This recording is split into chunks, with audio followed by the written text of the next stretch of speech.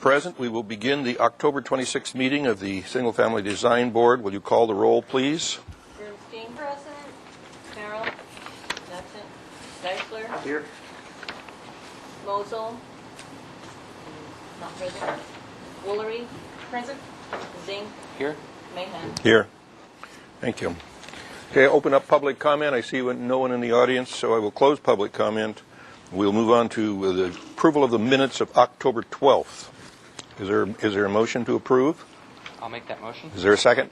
I'll second. Okay, any additions or corrections?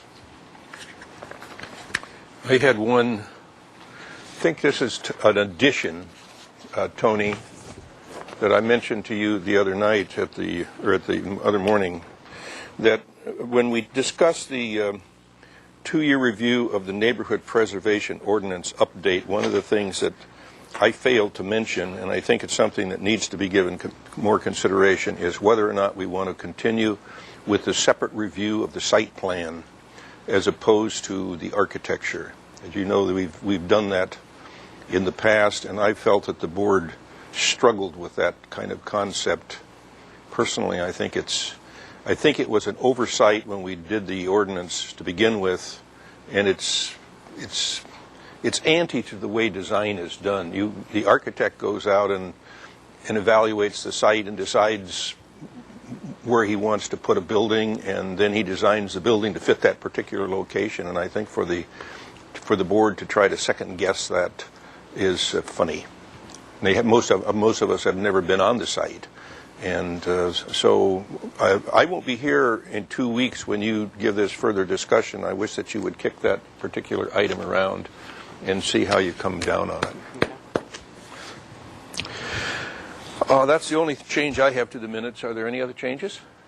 No, I wanted to tailgate what you were saying, but maybe we'll stick with the minutes and I'll do that. Yeah, I don't think we want to get into a discussion of it. It's just something that I think needs to be added for the meeting in 2 weeks.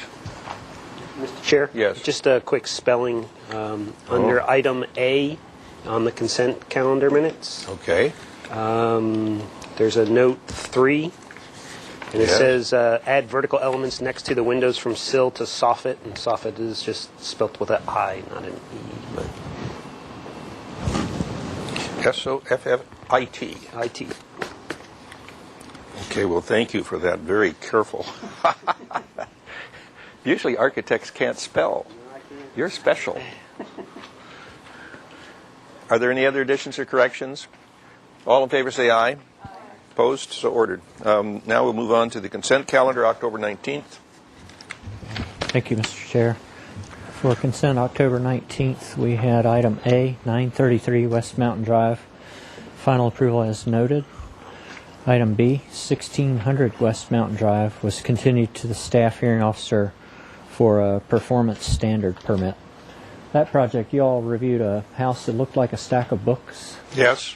Well, the owner decided to pursue rebuilding the burned house, so he came back into consent with a replacement for the burned house. And that got comments. The next step will be to go to the staff hearing officer and get the performance standard permit approved, and then we can approve these separate houses. I see. Okay. You building the other one back just the way it was, approximately? No, it's going to be different. It's going to be different. Okay. Item C, 617 Litchfield Lane, was continued to the staff hearing officer. Item D, 1021 San Diego Road, got final approval as submitted. Item E, 1525 Las Canoas Road, was continued indefinitely. Item F, 954 Roble Lane, was continued 1 week. And consent on October 19th was reviewed by Glenn Deisler. Okay. Is there a motion to approve? Second? I'll second. Moved and seconded. Any discussion? All in favor say aye. Opposed? So ordered.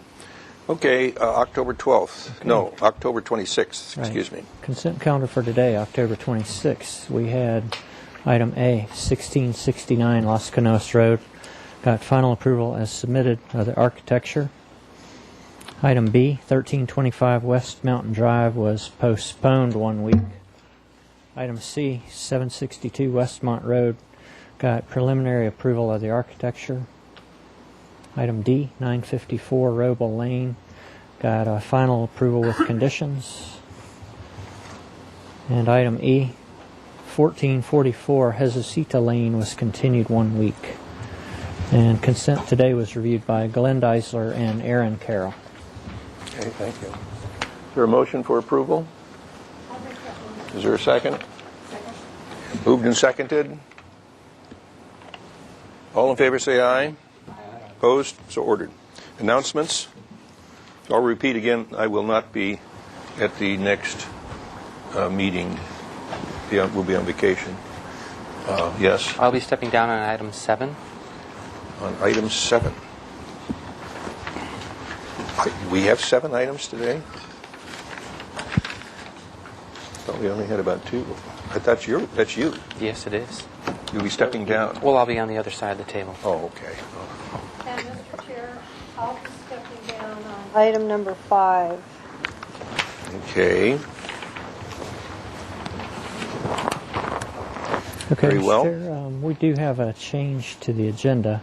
Item 3, 117 East Islay Street, requested to be postponed for 2 weeks. Right. And Aaron Carroll will be absent today. Okay. Subcommittee reports, we don't have any. I see we don't have the of violations anymore. Now, you can, if you have any of those, you can report them to me or other staff, and we'll look into it. We do. You want to do it privately or publicly?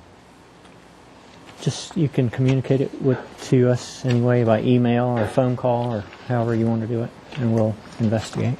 Okay. I'll talk to you later then. All right, we'll move on then to our first item is 1010 Roble Lane. This is a proposal for alterations to deck, trellis, stairs, railing, trash.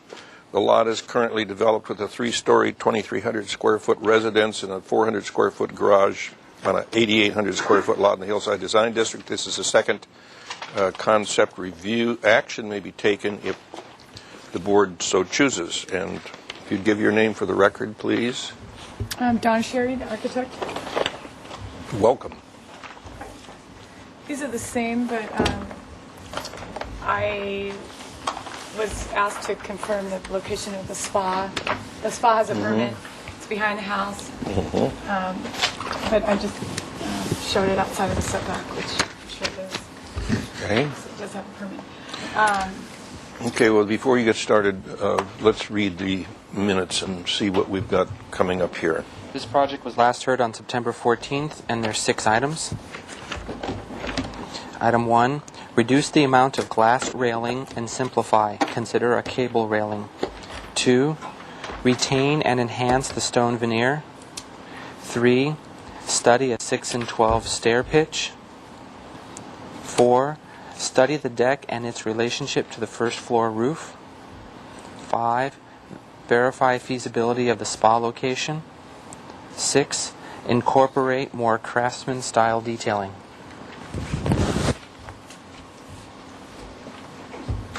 Okay, thank you. All right. Okay, Dawn, why don't you show us how you've addressed those issues? Oh, you know what? I did make another graphic change. It doesn't change it on those plans, but I'll just tell you what I did. This pathway that I have running from the street all the way up, these are sandstone steps right now, and then these are sandstone. So I just We're going to showed. get you a little closer to the mic, I guess.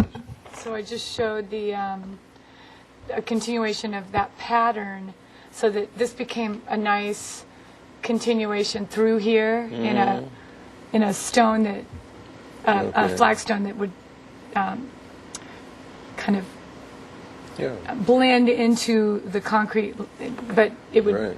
just kind of not be a rough, not an abrupt boundary, but just kind of fade out. But I just want this line of the sandstone to follow up through here. This so is you- across the top of this. Is this above the carport? Is this a carport? It's not a carport. It's just a parking spot.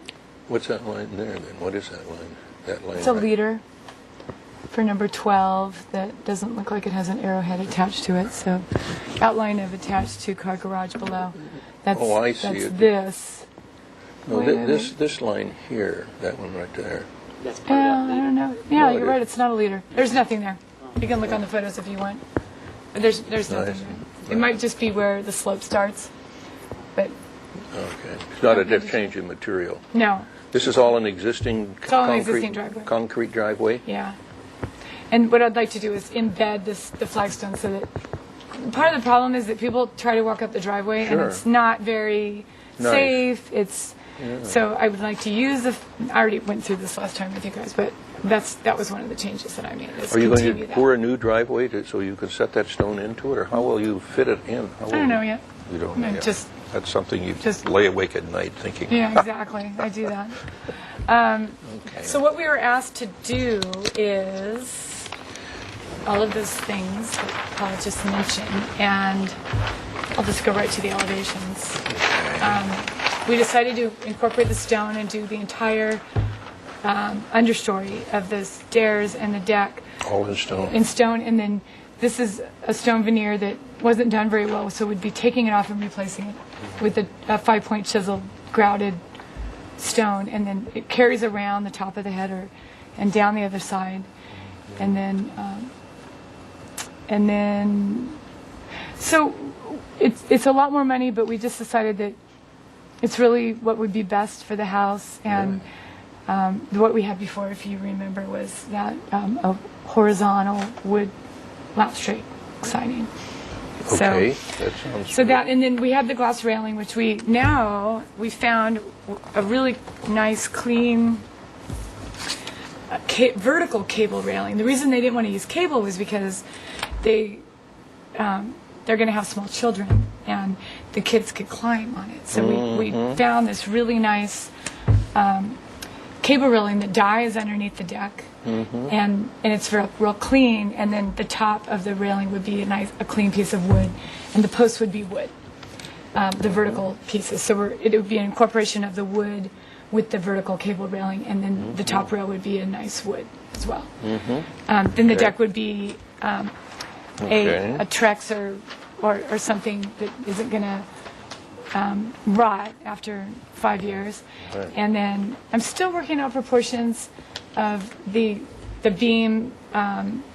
They're false beam extensions, but what I want them to look like is that they're actually supporting the deck. So because they're not drawn at the same line way, they look funny. But if I can get a 6x8, I'd like to down here.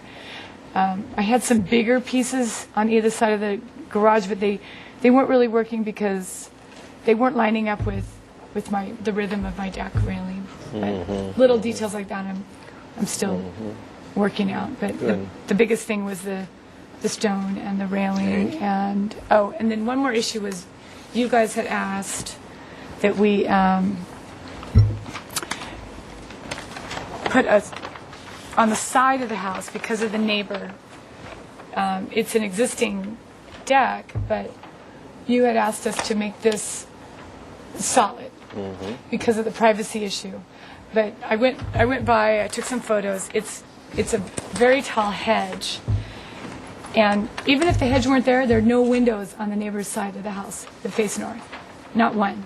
So We're talking and they about don't that want hedge right there. yeah, and they don't want the stone wall. They think it would feel claustrophobic because there's no windows on the house, the adjacent house, and because of the hedge, and because it's an existing deck. For all those reasons, we'd like to keep it open with the cable rail.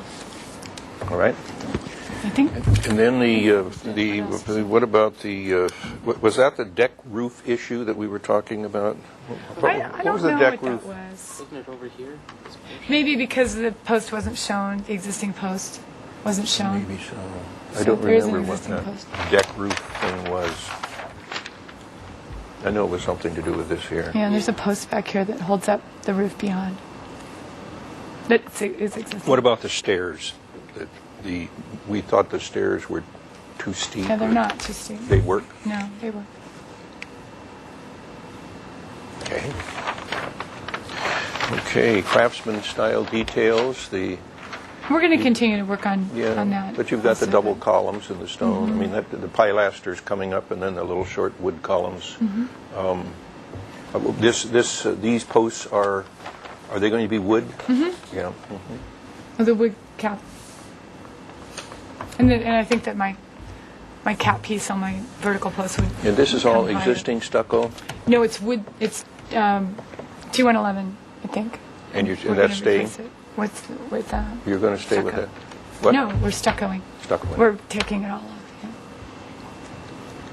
So it's cleaning new it up. stucco. Okay. Okay, I think we got it. Tony, do you have anything on this? No staff comments, Mr. Chair. We do have a public comment letter. Okay. It's from Paula Westbury, a letter in opposition to the project. Okay, a letter from Paula Westbury in opposition.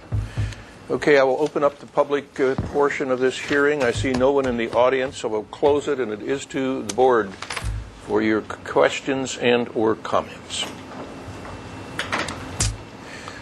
Mr. Chair, I got a quick question. Okay, Paul? This octagon vent, do you think you'll keep that if you're going to be redoing the exterior and doing new plaster? Probably not. I just don't know what I'm going to put there yet. Okay. But I'd prefer something rectangular with a nice wood detailing trim. Yeah, around it.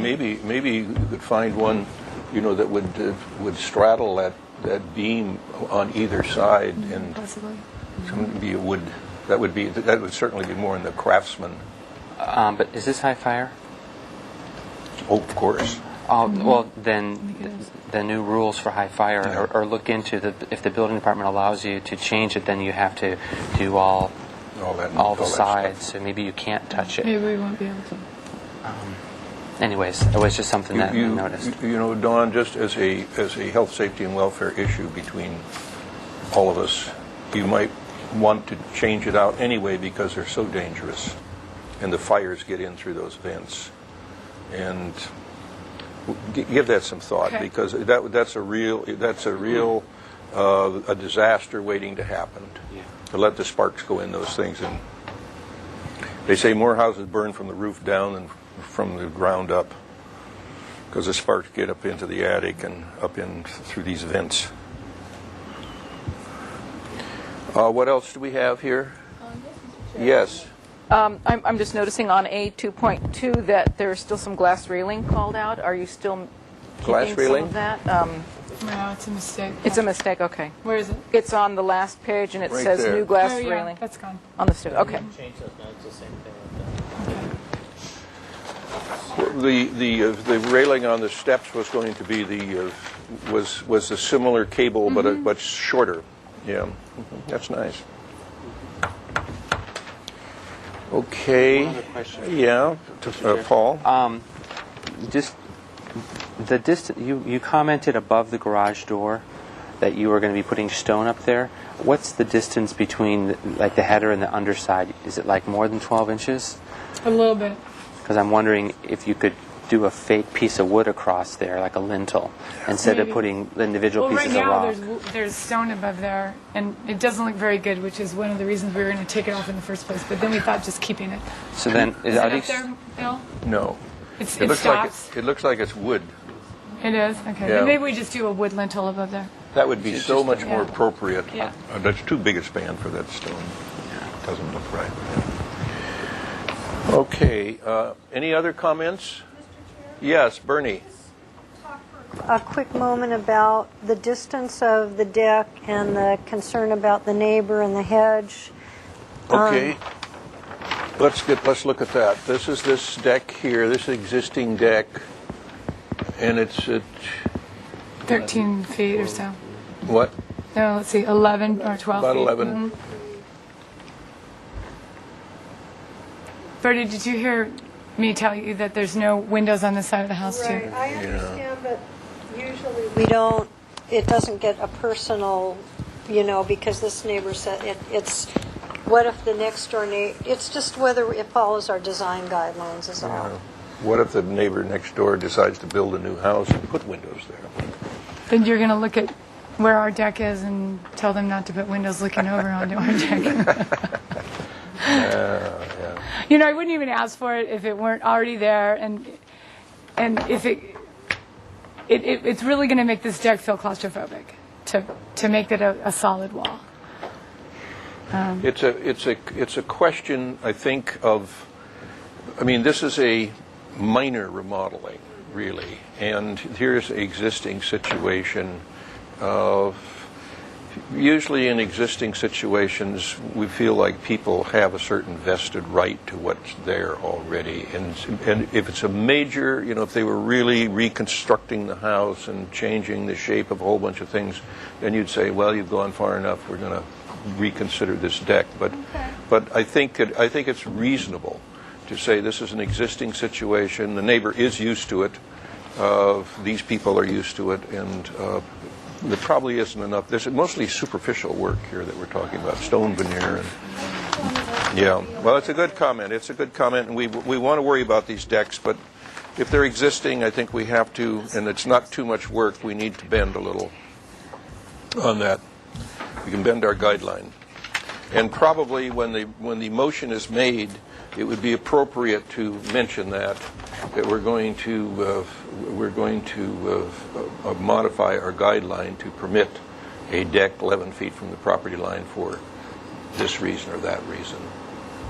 Yeah, and if I may, there's the view from the deck. Yeah, And they do yeah, get, the reason it's going to feel claustrophobic is because they get that's their view of the city from that deck. Yeah. And if I had to the do... deck kind of starts at this is the lower level that we're, it's not going to be, they'd lose their view from there. And the neighbors are completely oriented to the southwest.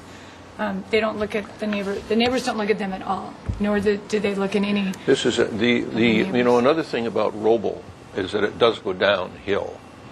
And so the houses to the south are all down further. They're down further. Here's the roof of the adjacent, and there's the hedge, and there's the house. We have any other comments? Yeah, Mr. Chair. Gary? Lots of comments. First, I really appreciate the rock work. I think it pops out there. I think it's great. It's a lot more than I thought you were going to do. So looks good.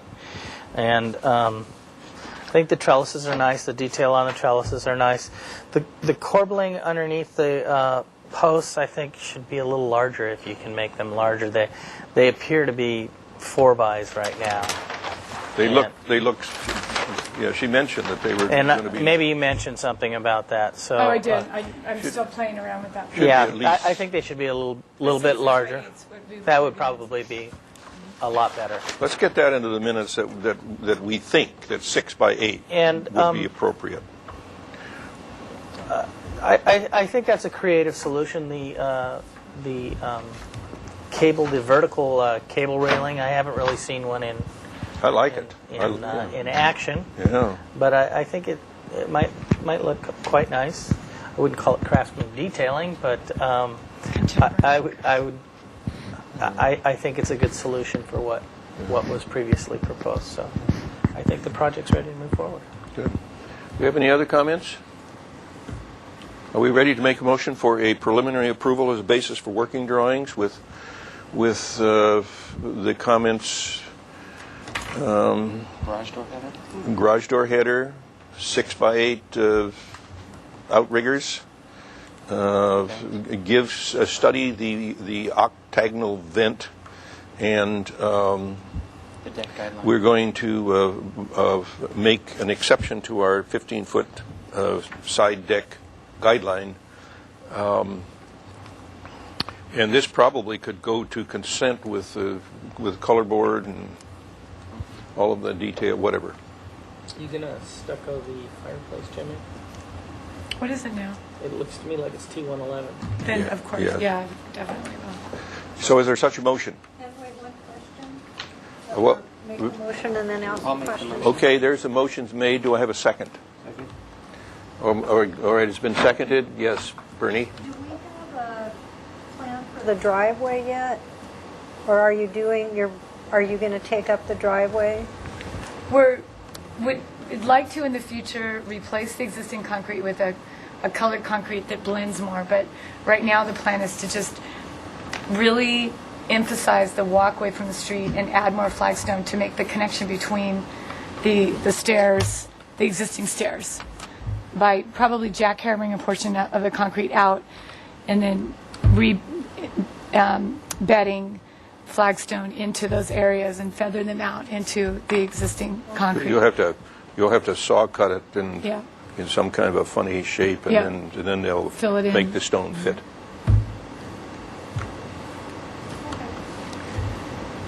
Okay, it's been moved and seconded. All in favor say aye. Opposed? And are we making the neighborhood preservation ordinance findings, Paul? Make those? Quality material. Oops, I'm sorry. Quality materials being the extra rock that's added in the vertical railing that's being used. The scale of the project, we're not increasing anything. It's all existing being replaced. Yeah.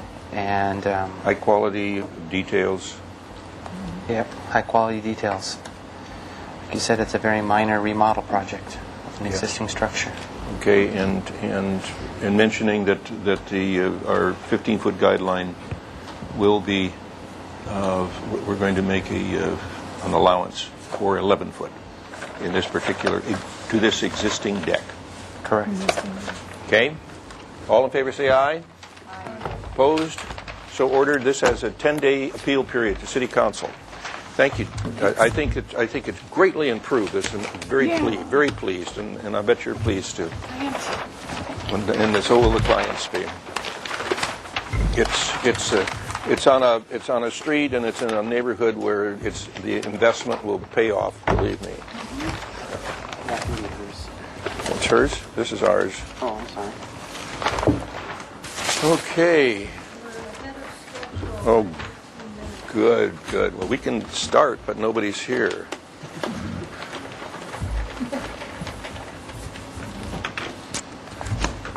Mr. Chair, I just want to semi-double check or verify. This Selrose project, Yes, Islay Street has been. That's out. this is out, but I want to make sure that all these other ones we're not going to start more than 15 minutes earlier because they're new items. We have a policy usually of starting things. Yeah, 15 minutes early. Okay, I'm just making sure. Yeah, we won't. We can't get more than 15 minutes early because we might have public comment. Welcome. Good afternoon. Welcome. Thank you. Want to take center stage, Brad? Yeah, I can get it. Okay. This is 581 Las Alturas Road. This is after preliminary approval was granted in preparation of building plans, a survey of the property was conducted which discovered that the proposed house and garage, as well as the previous house, encroach into the front setback. Staff hearing officer approval of a modification is requested to allow the front setback encroachment. Have you done that yet? Yes. Okay. Proposal to demolish an existing 2,000 square foot single family residence and a 600 square foot garage and construct a new 3,500 square foot two-story single family residence and a 400 square foot two-car garage and 124 square foot accessory space. Also proposed is a new swimming pool with covered pavilion, 36 square feet of half bathroom. The proposed total of 4,100 square feet on 18,000 square foot has a FAR of 0.93. And I think the last time you were here, let's read the minutes and then we'll... It just says, continue indefinitely to the full board, applicant to provide complete drawings, details, and color and materials board.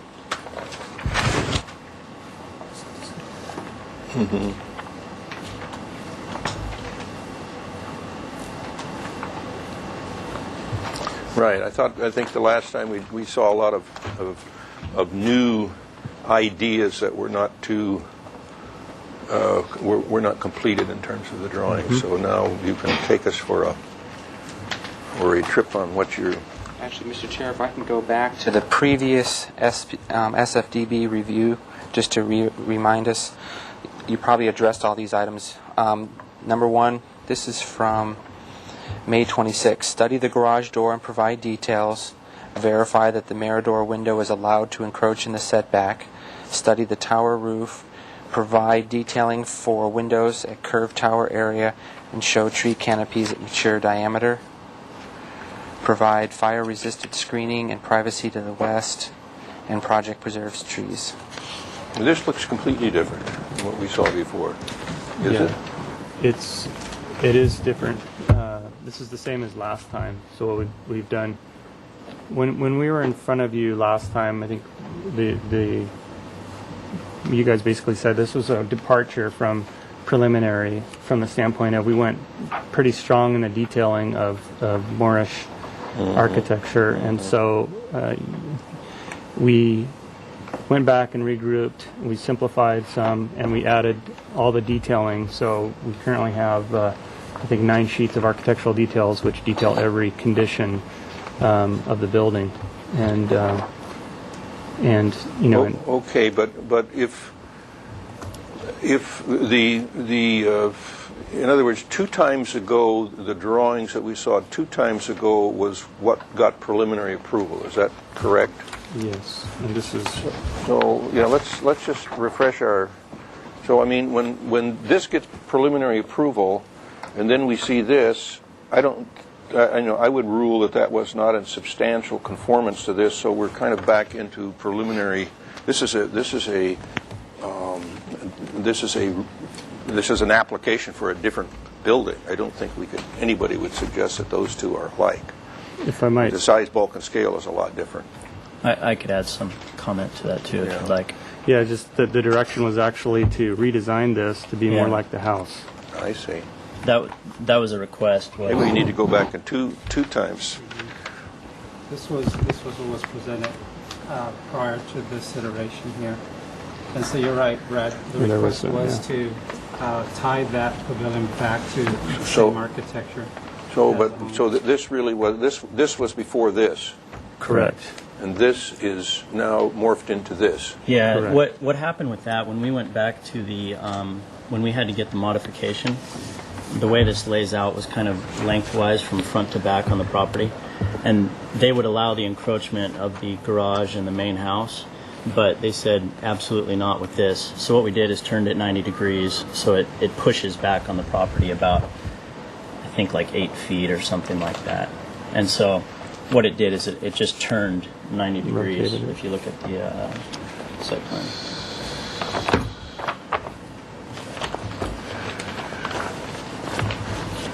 May I ask a question? You may. So did that take care of the fact that it was needed a modification Yes. just by turning the building? Yes. Yeah, we had to go through that modification process in the middle of our application, and when we went to that modification hearing, they made all the findings to allow this portion of the house to be within that front yard setback that we discovered to be existing through the existing house there. They allowed that. They allowed it to touch the corner of the garage, but they asked us to pull the outdoor cabana outside of that setback. So in order to do that, we had to turn it. Rotated the pavilion and then set it back outside of Yeah, it pulled back about, I think, like 8 feet from the front yard. Well, What is the size of that pavilion?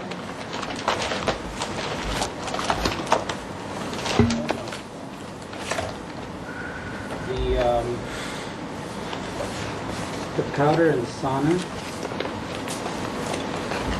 are netting at 75 square feet. this one's 75 square feet. Right. No, there's an interior space of 75, Plan right here. and I believe, what's the size of the? It's like The cabana itself nets at 358 square feet covered. And what was this one? it would have been the same, or maybe even a little bit larger. We have a site Is there- plan on another is there- sheet there, if you want to reference that.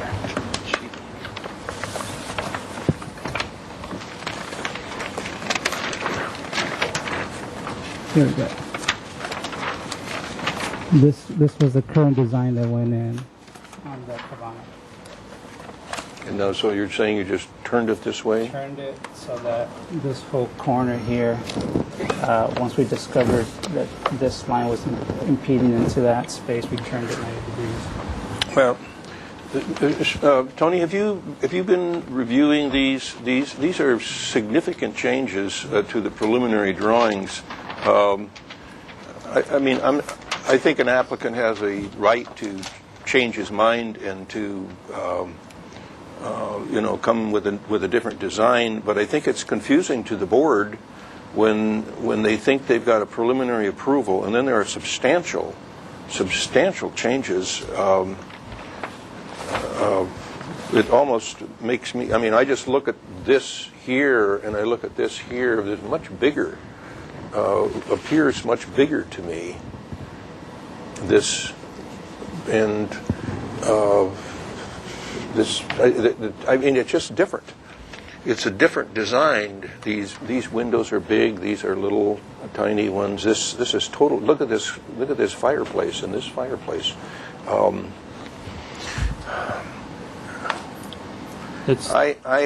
I'm feeling like this is not necessarily in substantial conformance to what received a preliminary approval. Doesn't mean it's not okay, but it means that I don't think that this is in substantial conformance. I've never had this occur before in my whole 23 and a half years experience on doing this kind of stuff, where there's such significant changes after a preliminary approval. And I'm cautious that the board recognizes that they're looking at a lot of different things here. Mr. Chair, I think we should go back and look at the plans that you saw last time, because that would have been the time to say, whoa, we need to redo a preliminary approval. But at the last meeting, it was September 14th. You said, you just asked for a lot more information on the detailing. So I do have that set of plans here. I would actually suggest that we go back to the set of drawings that we gave preliminary approval to and compare those drawings with what's in front of us today, because this is what you want. The stuff last time was a little bit different than what you're presenting today. You've taken some of the items off. But I do believe Mr. Chair has a comment, because what I noticed is that the breakups of these windows are different than the breakups of these windows. And those are, it seems like a minor thing, but one upon another, just like these windows are a little bit different than these windows. So if we could take a look at the preliminary approved drawings and then take a look at these drawings. Okay, let's get the preliminary approved drawings out and see what we've got here.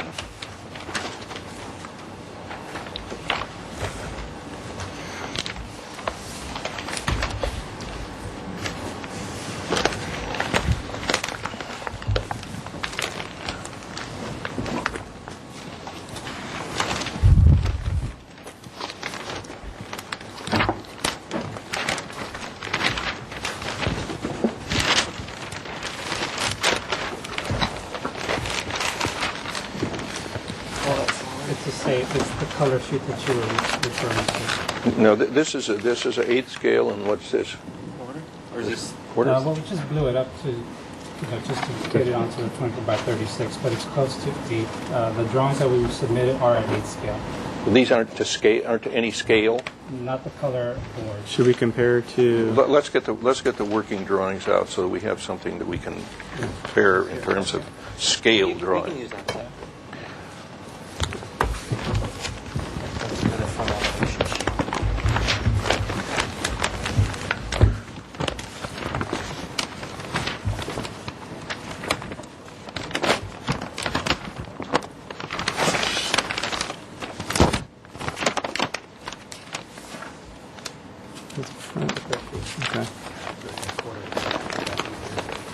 Okay, so these were the ones we saw last time, right? This is what we just submitted to you. No, this is actually, there's a lot of details that were in the last set of plans that have been scaled back in today's set of plans. This is what we saw 2 or 3 weeks ago. This is what we saw. No. We said, we don't. What's this tile like, and what's all this like? I did bring a set of that. You guys gave me back that. This set here clarified what was submitted just this previous time around with Tony, you accepted this, and so this is in response to the last meetings. Yeah. This is what we saw in the colored thing here, but this is not what we approved. No.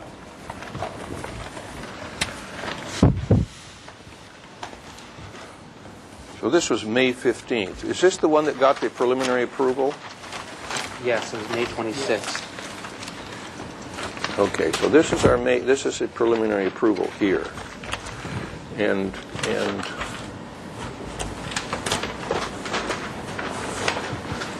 Mr. Chair, I'll go back to when we gave the project preliminary approval, the comments that we gave the applicant was to study the garage door and to provide details, verify that the mirror door window is allowed to encroach in the setback, study the tower roof. Did we find out that this is okay? They got it blessed. Okay. The tower roof, Study the tower roof, provide additional detailing for windows in the curved tower area. I think at this time it was kind of a square tower, but now it's round. It's round, and we have the details for that. Okay. Show tree canopies at mature diameter on the plans. Just read it on the landscape plan. Provide fire-resistant screening and privacy planning to the west. Show adjacent residents on the landscape plan. And then project preserves trees and adds new trees. So what are you pulling up here? What is this thing? Well, I guess you were trying to figure out which one was the last set that you reviewed.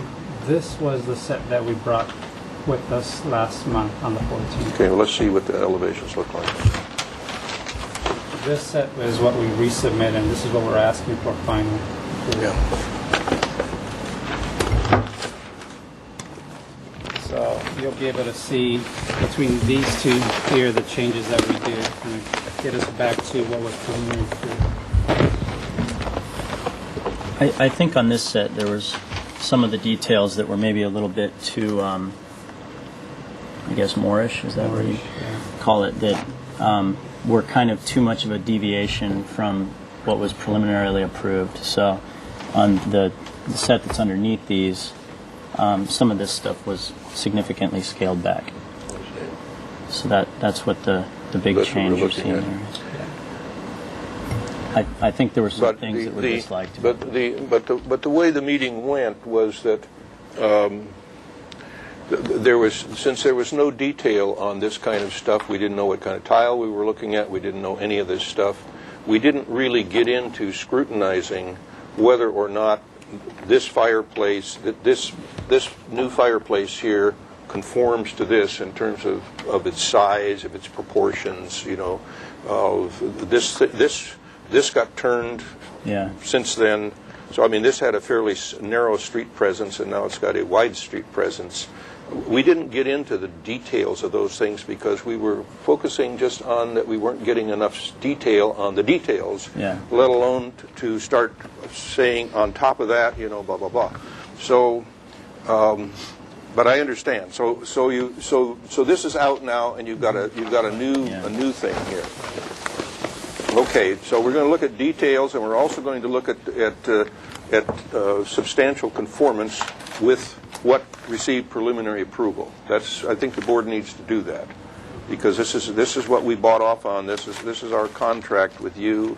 If you change it, it doesn't mean you can't change it, but what it means is that if you change it, it's a new ball game for us. So just as an example, these windows here have been changed. This detailing has been changed underneath. So we're going to give that reconsideration. We're going to give the way these breakups, we're going to give that reconsideration. This is one way, this is another way, we're going to give it reconsideration. This fireplace is different, we're going to reconsider that.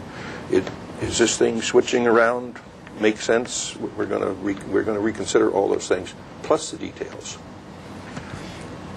And Mr. Chair, Yes. I'm really concerned for the neighbors now because there were a lot of concerned neighbors at the May 26th meeting, and now we have nobody knows about it. You mean the May 26th is when we gave preliminary approval? Yeah, we had. Based on these drawings here. And we had neighbors here. Well, I think we had speakers here and people who were concerned. So Right. I'm just wondering about that.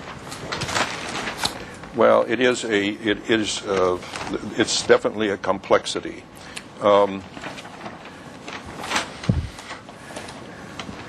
I think that let's go ahead though and see if we can find that it's about the same or isn't it. So now this particular element here is where am I seeing that? That's this here. Basically, if you're looking at the front here, here's the front elevation. Yeah. Okay, I see. Okay. So then this porch out here to the side, before it was here, and now it's. And what is that? What is that thing right there? What is that? This is a window beyond. Oh, that's back in. Yeah, right. I believe it was represented the same way, slightly modification there, but the window was always intended to be beyond, back where the master bedroom now resides.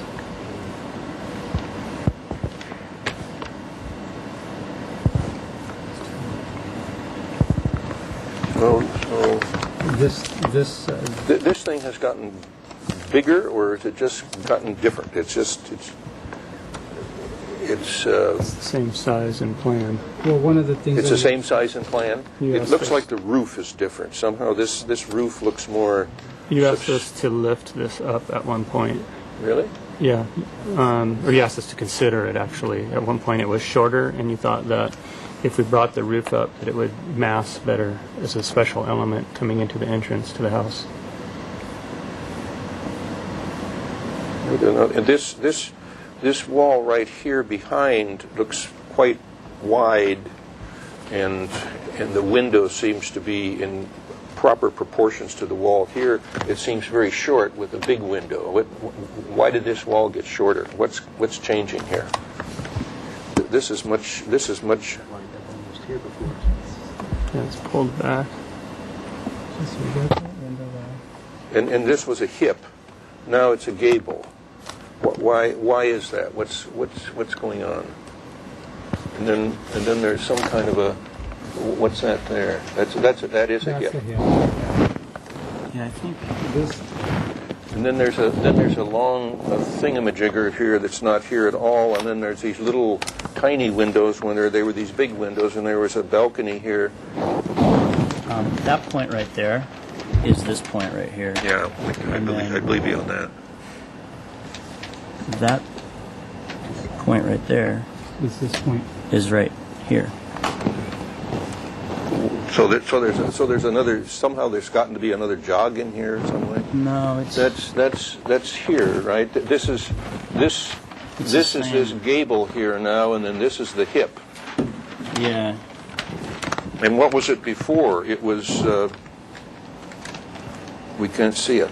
Well, this would be it because that was the breakfast window. Mm-hmm. That's this part over here.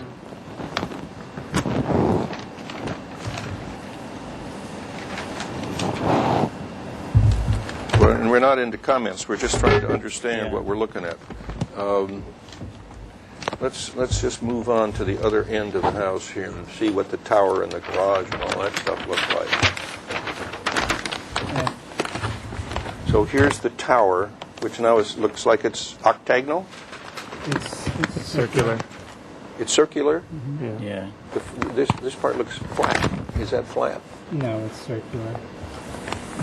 I think originally the back of that tower was flat, and that was one of the things that you did not like, and we. This is curving out, but there's a flat portion. What's that right there? What is that little?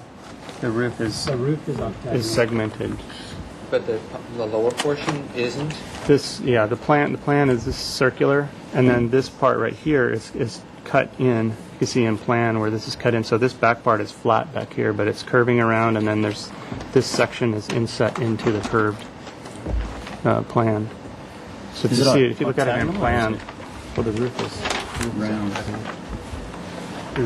And this looks like it cantilevers out, and here it seemed like it was angled. Right. Now it's straight back. What happened there? Well, all we've done here is just project these out 4 inches from the face to create a little detail as you came into the entry? No, I think what you're asking there is the house and garage. There is about a 20-degree turn to it. So in this elevation, you're actually seeing a little bit of it. But this one right here, it's a section looking Straight up. For clarity. And these look like about 4x4s, and these look like they were maybe tapered columns or something different. And this looks like a very heavy trellis. These are 8x, and these are 4x4s. This is the plan view if you're interested in this circular tower element. So if you're looking at these two columns are right here. So it is flat behind. So we've cut out of the circle to allow this detail to occur.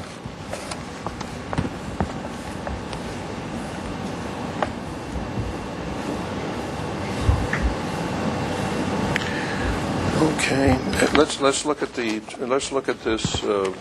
Let's try to understand what's happened with the 15 feet. The old height was 15, and Yeah. to compare with the new one. Where do we have drawings of this? The pergola or whatever with this, the cabana, I guess we'll call it a cabana.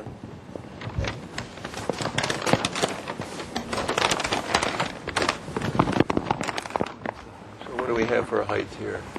16 feet. No, wait. 16 feet 1 inch.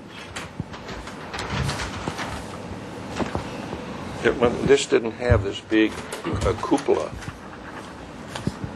It's the fireplace. That's the fireplace. It's the fireplace right I see. That's the fireplace there? here. That's the fireplace. That is a fireplace. And what this is what the elevation that you see from From the rear. it is buried. And I don't know if we had other elevations of this. Oh yeah, right there. Yeah, the back.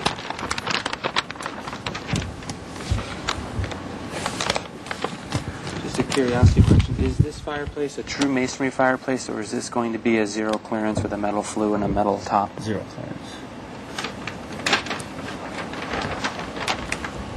That was one of the other requests that one of the neighbors had, that it wouldn't be a wood burning or anything like that.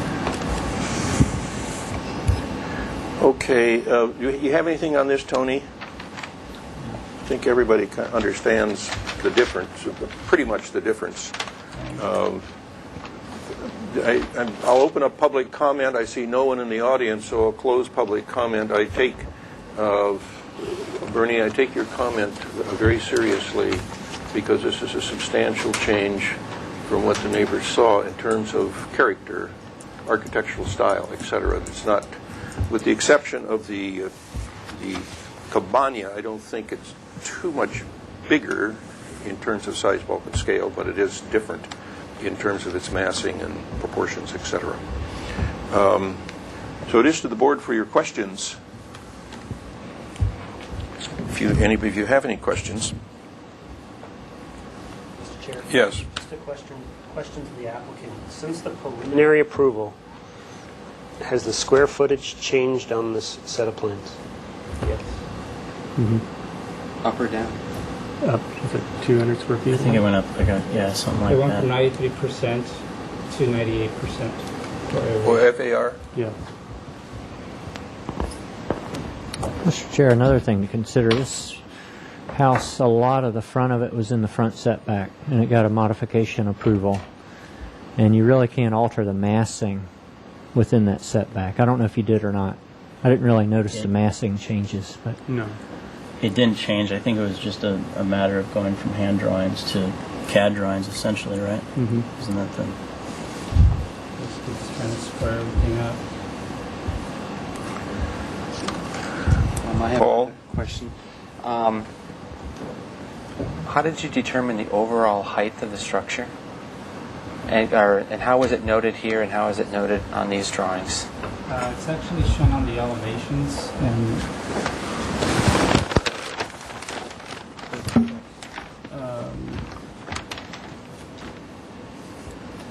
courtesy. Here we go. We have a max height calc for 2 points on the building, and that would be the, I guess if we're looking at the overall, it would be based off what we originally submitted. We kept the same reference points, the tower being one and the highest most part of the roof on the residence being another. And the lowest point. What is the dimension from the lowest point to the highest point there? This is the highest point, right? Right. Where do we see that elevation? Sure. Right, isn't it? Wouldn't it be right here? Wouldn't this be it right here? Isn't that it right there? Yes, that's correct. We have a scale. Just quarter scale?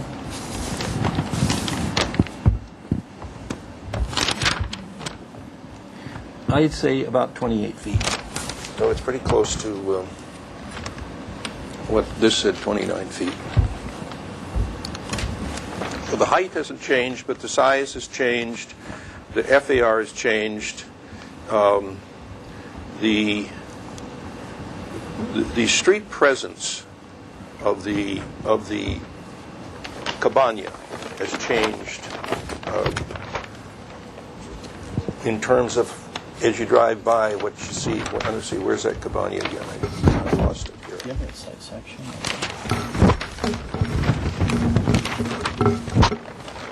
Something important with that too is you actually don't see any of that area from the street at all. Yeah. It's, the massing has changed. The proportions of the windows have changed. The breakup of the windows has changed, and the architectural style has, in my estimation, has changed dramatically.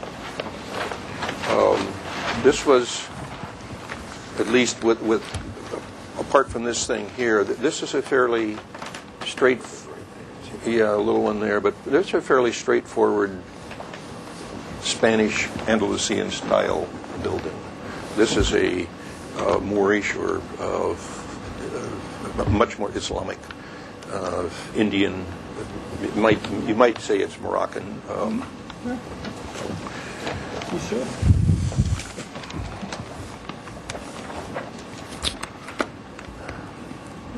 Yes. I would like to still state my opinion that I really don't think we can consider this fairly. It's a new project. The neighbors need to know about this, and they need to weigh in on this. I mean, I'm just shocked that they came back with something even bigger when we told them last time it was already too big, and the neighbors were loud and clear.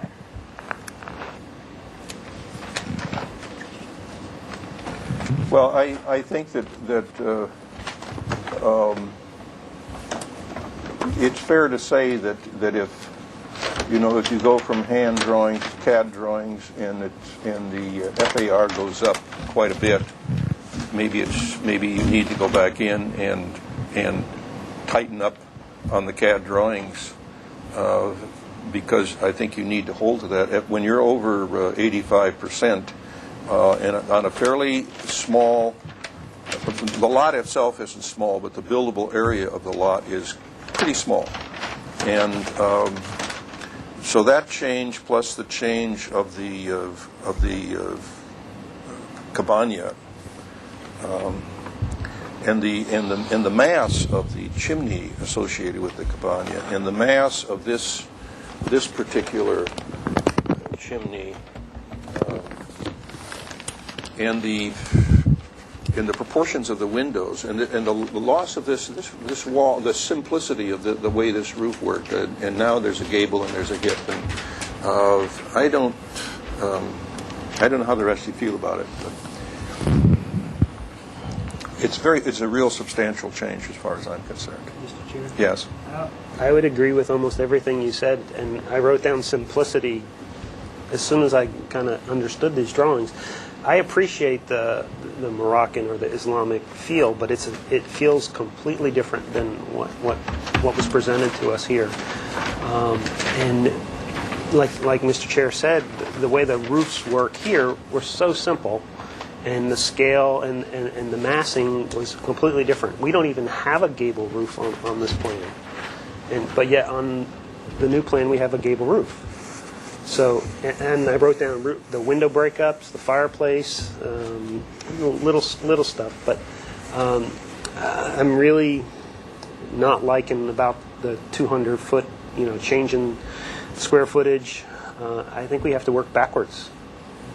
We have to hit the old FAR, and that was, like Bernie said, that was even an issue with neighbors and an issue with the board that we struggled with. So I think we're going in the wrong direction.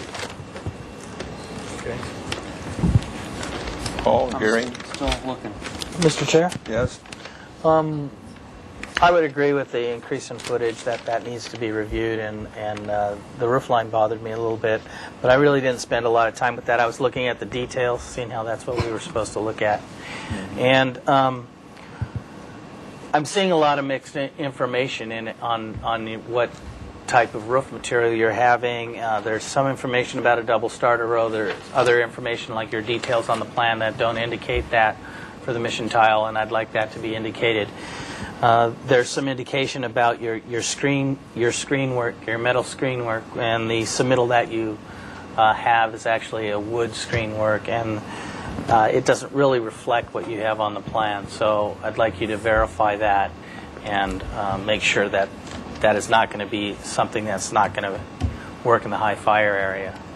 Right. Well, we did verify for that. That particular screen is a custom screen. We actually call the manufacturer. They make it in brass, and so that's what we specify is a brass screen. Okay. Well, the one that you have in here is wood. Pardon me? In the spec book. The one you actually have in the spec book is wood. Denise, how and do you then feel when about you this? when you go through the spec Wait a book minute, and you Bill. look at Bill, wait till he's through. at the roof tiles, there's multiple styles of roofing tiles that you have in here, and it needs to be specific.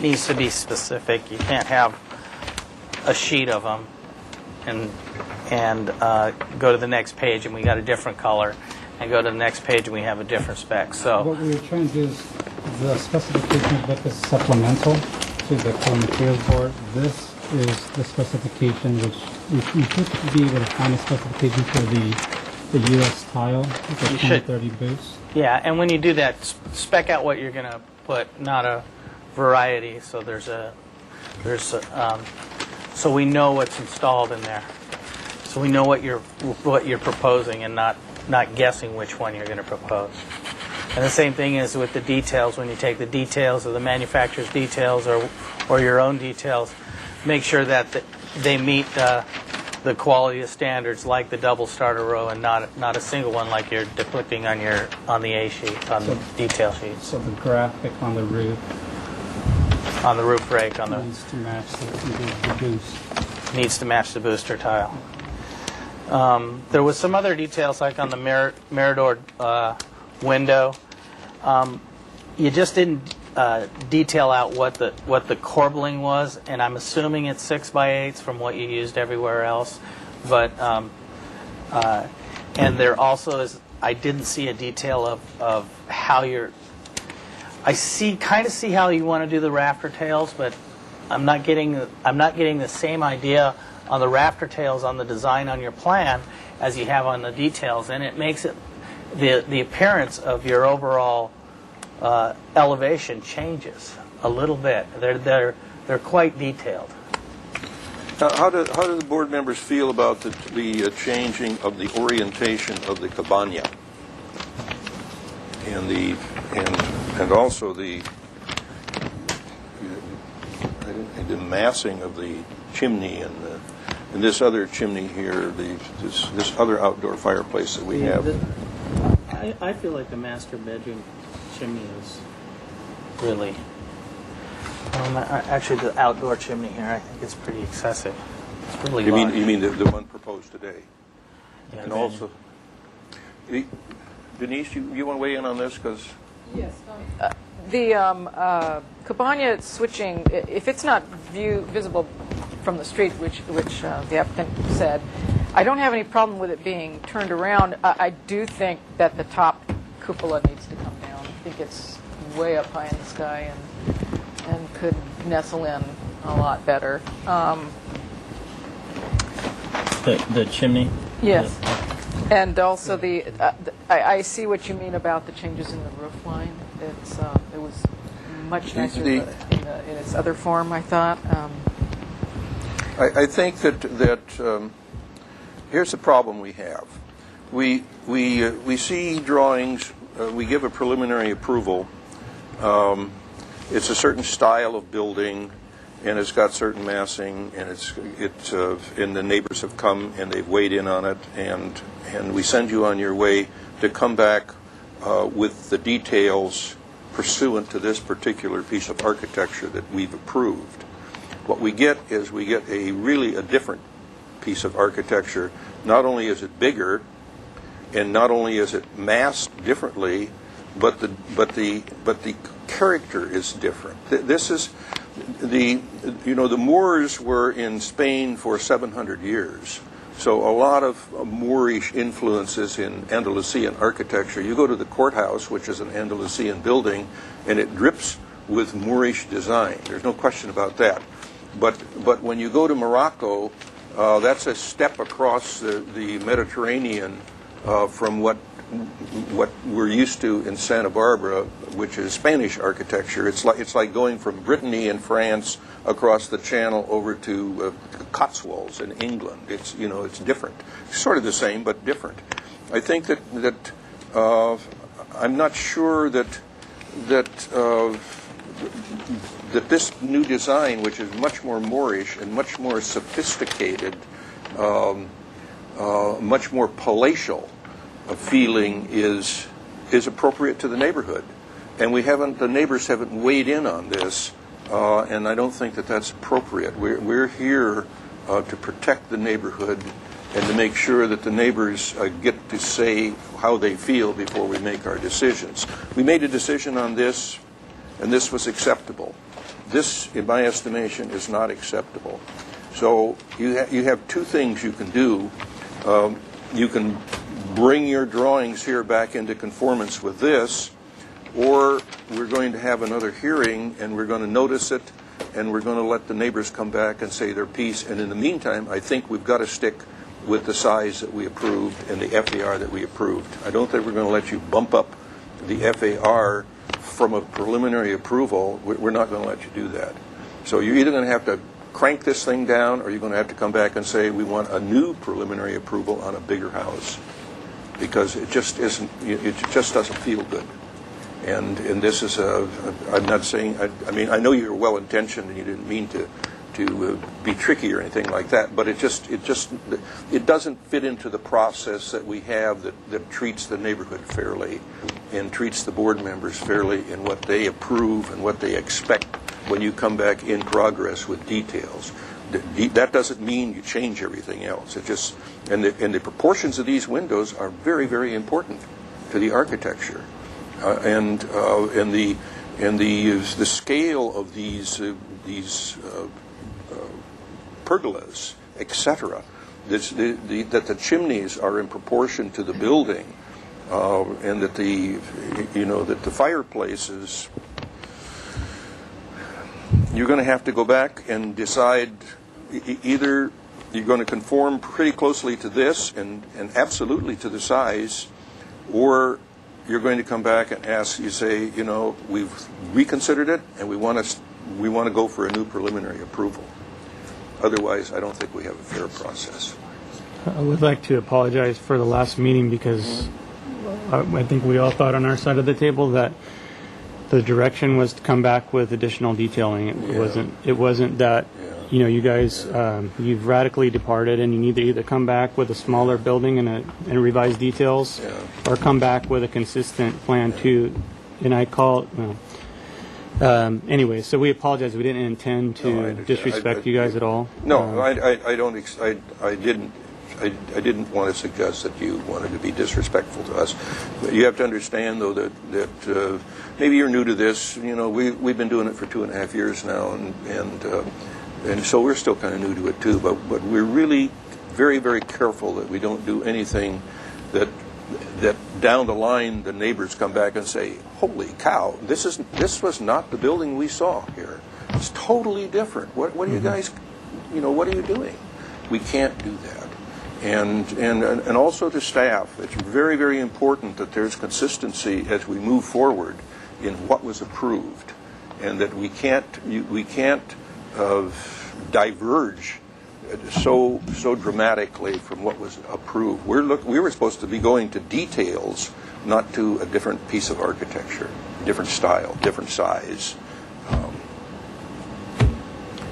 Mr. Chair? Yes, Tony. You know, I mentioned how this building encroaches into the front setback. We will have to look at the mass and the fenestration and everything within that front setback and see how this latest plan compares to what got the modification approval. Yes. So And staff that would be a substantial conformance issue with possibly the zoning staff, or maybe going back to the staff hearing officer. Yeah. If it went back to the staff hearing officer, that meeting would have another public notice. Yes.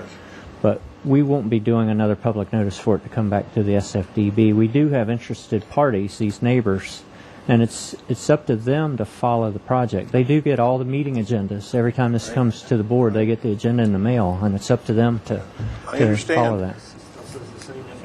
Yeah, I understand, and as long as we're proceeding forward with what we approved before, there's not a problem with that. But when there's a divergence from what we approved and it gets bigger and it gets different, then it's a different project. And so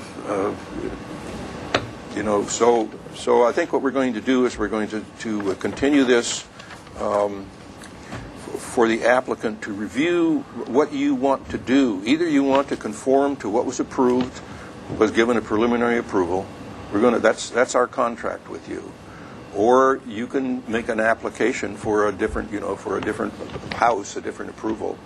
I think staff needs, if that's going to happen, staff needs to look at how that's different and whether the staff hearing officer's approval is still substantially appropriate. And we hope that the neighbors are watching and that they understand what's going on here, and maybe they will want to come back again. That's why we're televised, so that. Could I ask a couple questions just so I'm totally clear on what we need to do? Okay, so the first question I would have is with the window detailing. Yes. We've gone to just a horizontal grid. Is that significant enough that we would need to do an entirely new preliminary approval on that? You mean these windows here, as opposed to these? With only the horizontal grid, not the vertical. Just speaking personally, I like these windows right here better than these. I think these are a little bit square and they're not as traditional as these. This is a very typical Spanish traditional casement, with when you come over to this one here, it doesn't feel nearly as good as this one. These don't, these look postmodern to me.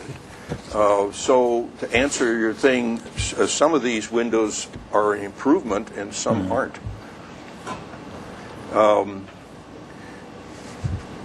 These definitely are. I think, I would personally, I like these doors better than these doors because they have a breakup in, and that's more consistent. The two French doors here, I think is much better. This has gotten a lot glassier, and it doesn't feel as good to me.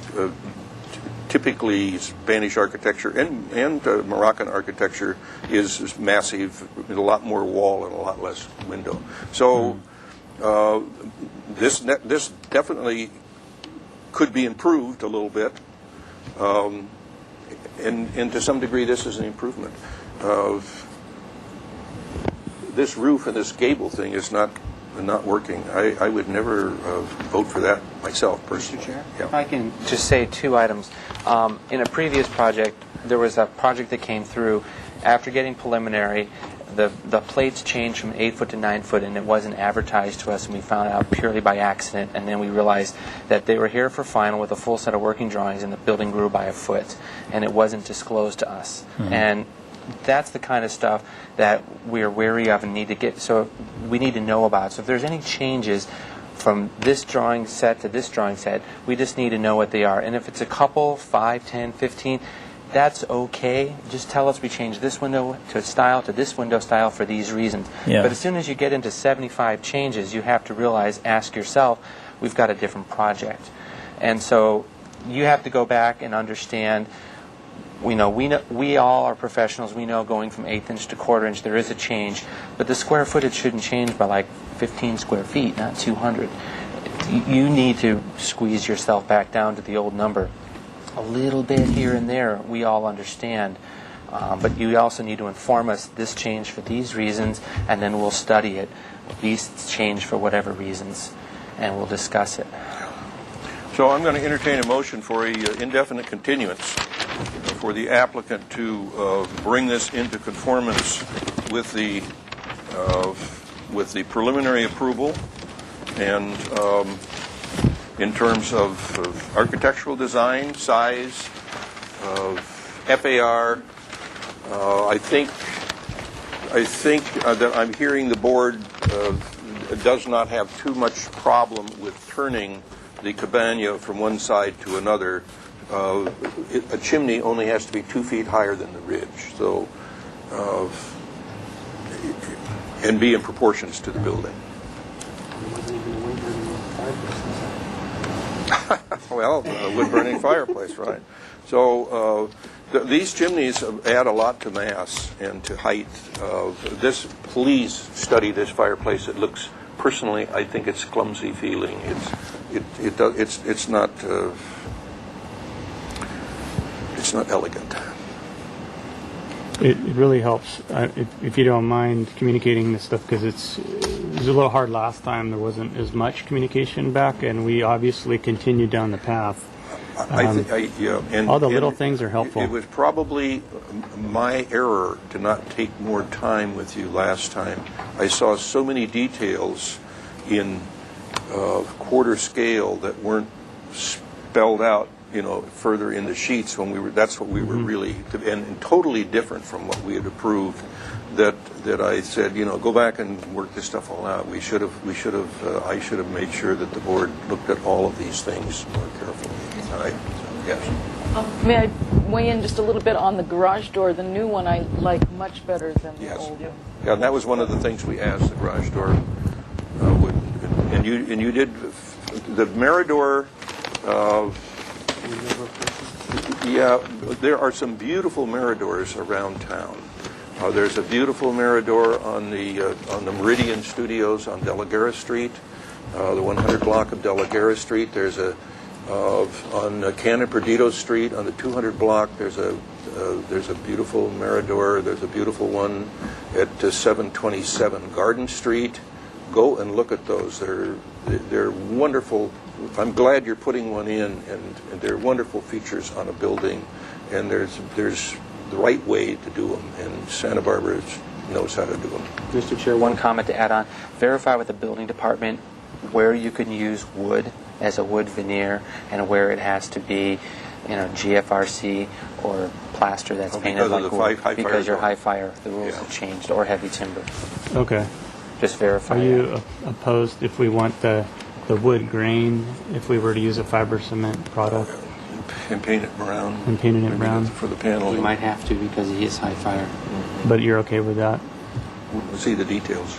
Okay. I appreciate it. We put hundreds and hundreds of hours into this. Yeah. So I will entertain a motion for indefinite continuance. Does that nod mean yes? Is there a second? And there's a second. All in favor say aye. Aye. Opposed? So ordered. Thank you. Thank you for your patience, and we'll work together and we'll get this. We'll get something worked out. Thank you. Thank you. Okay.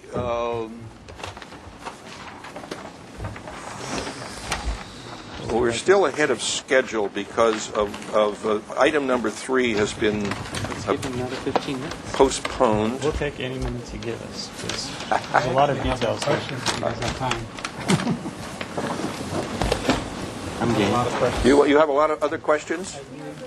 Actually, the Mirador, you detail that out. I thought it detailed out. Yeah.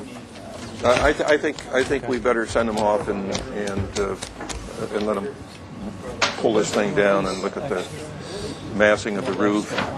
So you're okay with the Well, Mirador? the only thing is that from how the corbels are on the elevations to how they are on the Mirador and where you have them, they're nice and rounded. And the look of those on an overall building, you've got a lot of those changes, so you should reflect that look Okay. on your elevations. Look higher than what you have. Yeah, the detailing on these chimneys were actually quite nice. I just think that they needed to be lowered. I actually like the detailings that you had on these chimneys. I mean, that's just my opinion, but how they're proportioned. Yeah, but these are different than the ones that are in these plans. These are much bigger. They're just horizontal. This is exactly the same. And I guess it has a nice detail. my question was that we were looking at the cabana and studying the cabana, a portion of the drawings that wasn't really clarified to begin with.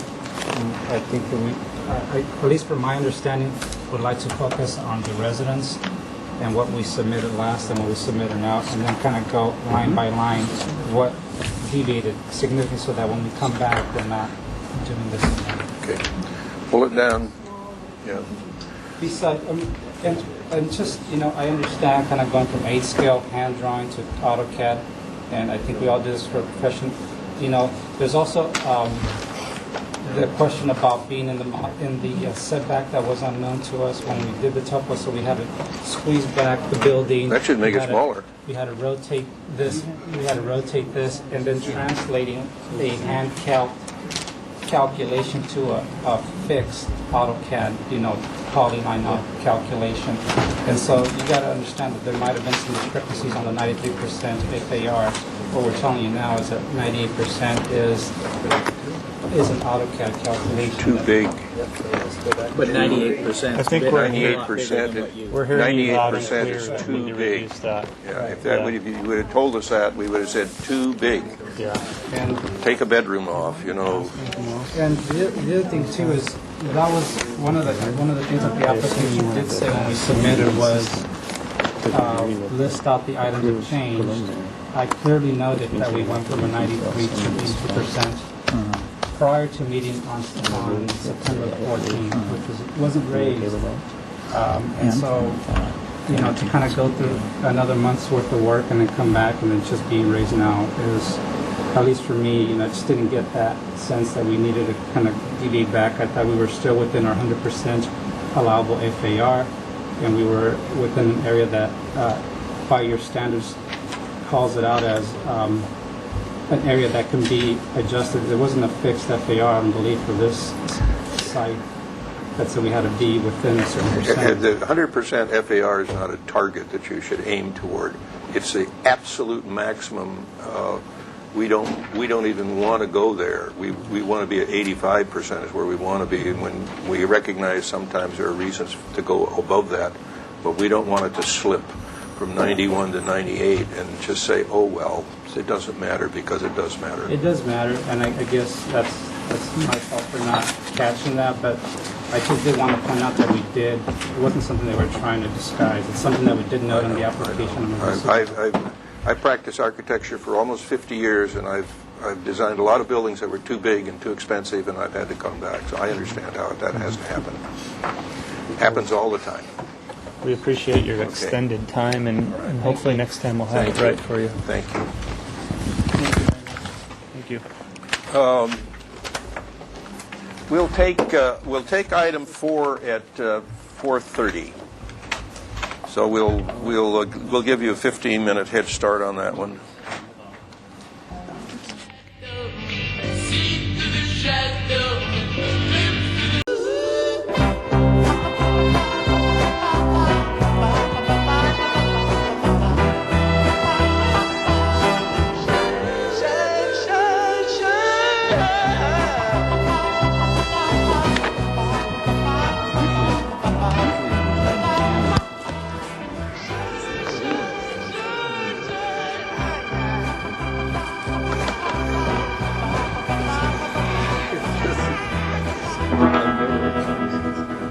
Are you ready, Gloria? Okay, we'll reconvene, and we'll move on to item 1689 Franceschi Road. This is a proposal to demolish an existing one-story, 1,600-square-foot single-family residence, detached garage, and construct a new two-story, 2,200-square-foot single-family residence. and two 231 square foot detached one-car garages. One garage will have a 231 square foot accessory space above. Project is located on a 42,000 square foot lot in the Hillside Design District. The proposed total of 2,889 square feet is 58% FAR. You would give your name for the record? All right, I'm Jeff Shelton, architect. Okay, welcome. And Alexa Schlo with my office is here, and one of the owners, Jason Yardy's here. Welcome. We have minutes from the previous meeting. Okay, that's good. This project was last heard on April 27th. It was given preliminary approval, and there were 6 items. Study the chimney orientation and the architectural details. Clarify the driveway width for fire department access. Study additional lighting, including interior stairwell lighting. Incorporate the oak tree protection measures on plans. Replace invasive plant species with native ground cover. Project provides quality architecture, building materials, significant setbacks. From the property line, size, bulk, and scale is diminutive. Significant landscaping will remain unchanged. Neighborhood compatibility is appreciated. Okay. Very good. So, why don't you take us through and show us how you've addressed those particular issues? All right. Well, one thing, we have a civil plan that is ties in with the landscape plan. So now we've taken everything and put in the correct site walls and drainage, etc.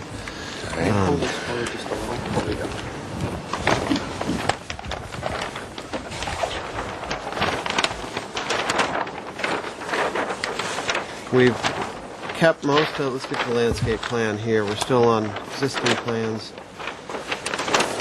We've kept most of the landscaping as is. It's a big oak woodland here.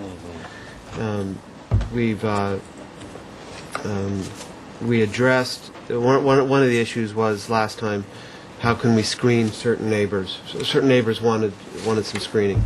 So you'll see that along this area here.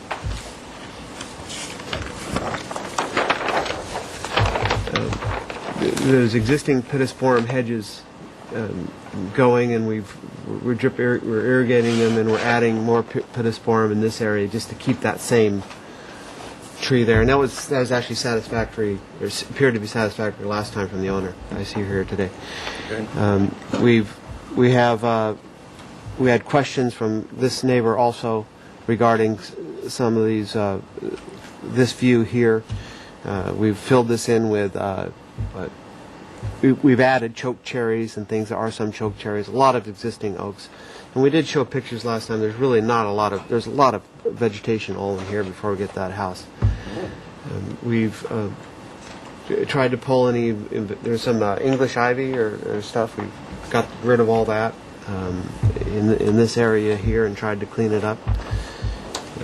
We're showing where all the paving is now. The new partial new paving here, it shows in that site plan. What is this material? Right now it's asphalt. What is it proposed to be? Well, it's existing asphalt and it's chip seal.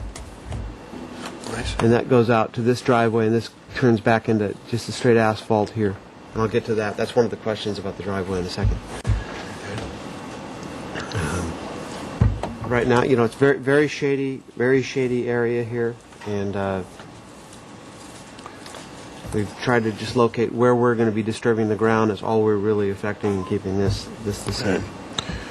What about the driveway width, since we're just talking about all this stuff now? Let's go right back to here. We'll go to this one. Right now it's 10 feet. We need to widen it per the fire department. We have an easement here, so we plan to just widen it. There was a question, this owner didn't want us to widen it, and we're fine with it at 10 feet. Right now the fire department says we have to widen it, so that's where we're going to try to get a permit, since that's the way they're going to stamp it. Now, if I could ever get them to agree not to widen it, we'll do it, but I couldn't talk out of it. 16 feet would be okay? I thought it used to be 16 feet for a single-family private drive. Is that 20 feet? Is this from the fire department? Is that their number? That's right. The number of driveways it serves, more than 3, maybe? Well, there's just one house here, right? One house. It'd be 1, 2, and No, 3. but- But from here, you're right. It's only 2. There's only 2. We'll go as small as we can. I was told 20 feet. Okay, well, let's remember to, Gloria's gone, but let's make a note to ask the applicant to double check that with fire department, transportation, whomever is the decision maker on that. 16. And we'd be glad to We'd go like to as see small 16, as possible. 16 feet would certainly be appropriate to this neighborhood. We don't need any thoroughfares back in here. Okay, what about the chimneys? We had some comment about chimneys. Now, I turned in a color board. This might as well turn this so you don't miss a plan here. There's the plans. Nothing has changed as far as just small interior stuff. The chimneys, we have we'll have a chimney here at the living room. We'll show you in a second. We have a chimney in the bedroom, and we have a vent, a plumbing vent here. Let's go right to these sheets. Let's see if it's called.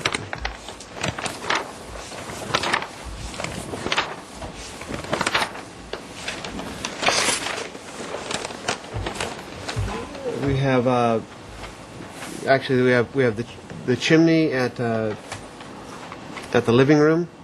It's a very simple copper cap here. This chimney is actually a vent, air vent. Rube Goldberg like a rod. That's how you open that up. That's how you open it up. Yeah. This is a vent for Just air. just for air. Or vent for upper air. Get up at 20 feet. Yeah. Hot air rises. Okay. Now there's more details in here.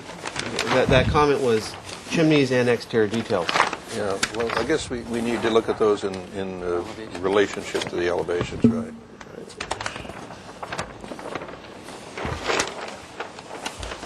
Windows and doors. Exterior windows are, and we have a color board I've handed out somewhere. Well, they can be made out of wood. These are aluminum. Aluminum? Yeah, Metal Window Corporation. They're like the same profile as a steel window, but they're aluminum.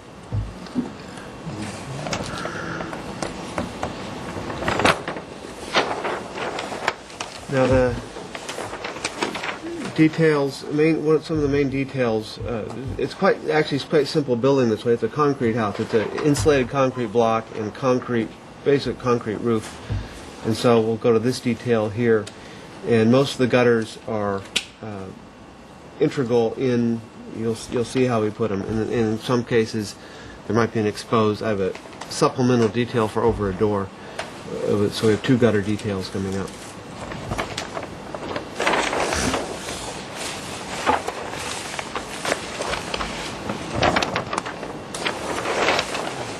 And lights, we'll see the lights back here as we go. So, this is the supplemental gutter here. This is as you see on the color board, these are terracotta tiles that go wrap all the way back to the house. And this will just be an added short gutter. Most of the gutters, as shown on the plan, are integral into the roof and into each swale. It's basically a roof floor drain is what the gutters will be. And they go back down into the wall.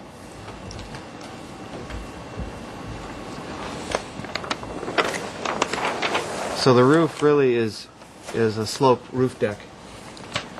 So this would be a typical detail at any wall roof intersection. This was the overflow on a small roof deck outside of the bedroom, master bedroom.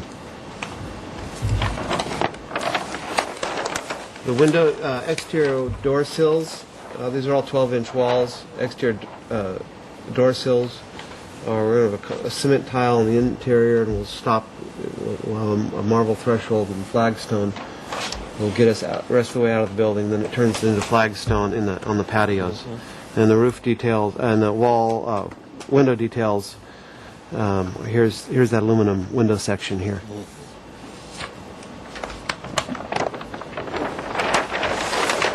These are chimneys. And the one balcony, two balconies, are concrete base with 1-inch bar coming out of it. And we'll get it out and weld it on site.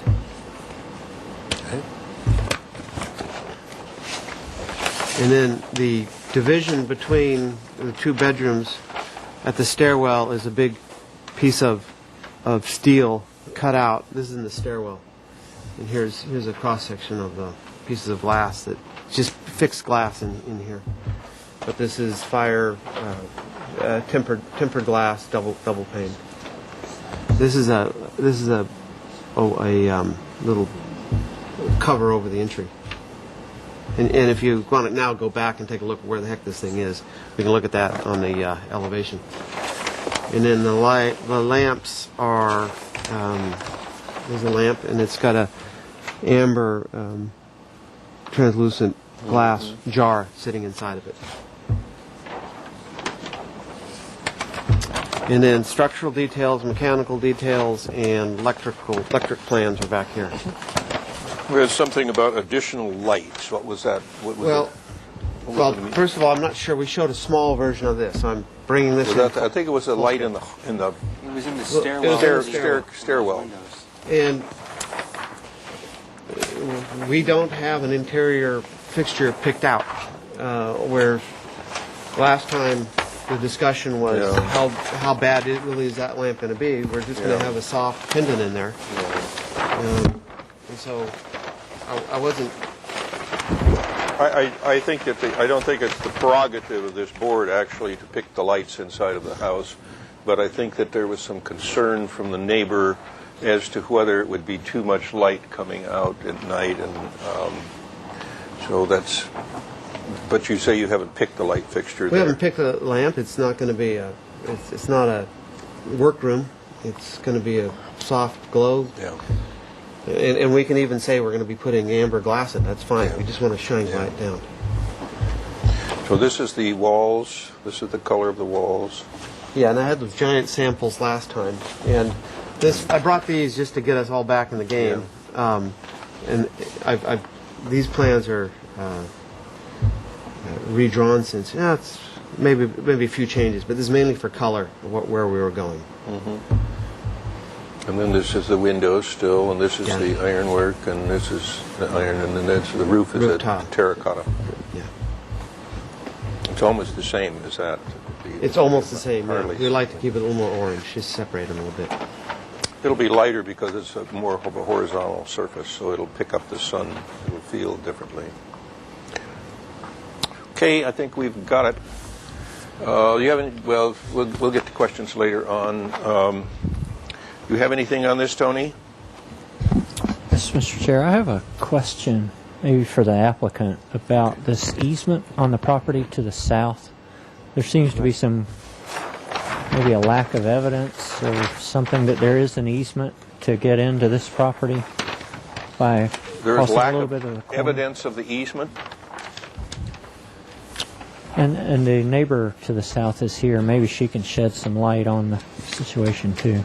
And the owner's here, so maybe he can shed some light. Yeah, I'll try to. So we got a letter from our neighbor's attorney. This is Dennis Shea. Is this who you're talking about? That's right, yeah.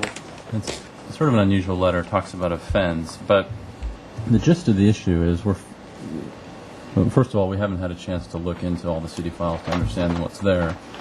There's a possibility, if you look at the corner here, there are 4 parcels, right? One here, here, here, and here. And right now, when we drive in, because of the way the driveway is oriented, we turn it into this, like here. Over this line here. Right. And what we haven't had a chance to do is determine, is there an easement to cross onto our neighbor's property in this little section to get into the driveway as it stands now. That said, since this is a 20-foot easement, we can always, just come in here, right into our property. So I think, as I understand, we're happy to have our neighbor. So this. Let's look at the survey here. The letter from the Dennis Shea, the attorney, is regarding coming across this piece of property, not this over here. That's right, yeah. Mr. Chair? This is the better one looking. Yes. But, Gary would like the camera guy to zoom in right here, if he can. Okay. Thank you very much. Let's move it a little more into the center there. So there, as it turns out, we believe there's actually an easement that may go all the way down to the end of the property. Right? It certainly looks like it does on this map, but we haven't had a chance to review it. So, And it hasn't been surveyed. you know, I mean, this is just an assessor's parcel map, right? Yeah. They're not necessarily totally accurate. They're That's right. approximately. Does it say 30 foot? What's it say on the website? Well, it's hard to read it. It's That's what I was wondering. Penfield and Smith did this one recently, and we got the letter since then, and we haven't had to improve anything. This one, but this map is done by Penfield and Smith here. and what's that? What's this I? What does it say? What does that little hexagon say there? Up there. 20-foot ingress easement per. That's just 20 feet to this property line. That's right. I think that as it was surveyed, I mean, based upon this map, it appears Looks it like goes all that the way. goes all the way through, but Yeah, but that's an outstanding well, question. the board isn't going to get involved into those issues, but that's something that will have to be settled before you'll be able to get your permit. So you'll have to pursue that as maybe having Penfield and Smith research this or whatever. Could I ask one thing here? In that, if you have a problem for your board, if we need to just sneak in this way, I mean, is it an architectural problem for you? Because we need. Doesn't feel like a problem too much. I mean, you're driving on the right side of the road, and of course, when you come out, you know. And I think the context was the neighbor wanted to put up a fence, which we're happy to support. And just a minute. Okay, I'm going to. You have anything else, Tony? I'm going to open up public hearing here. I've got Maxine Watling come forward here to speak to us.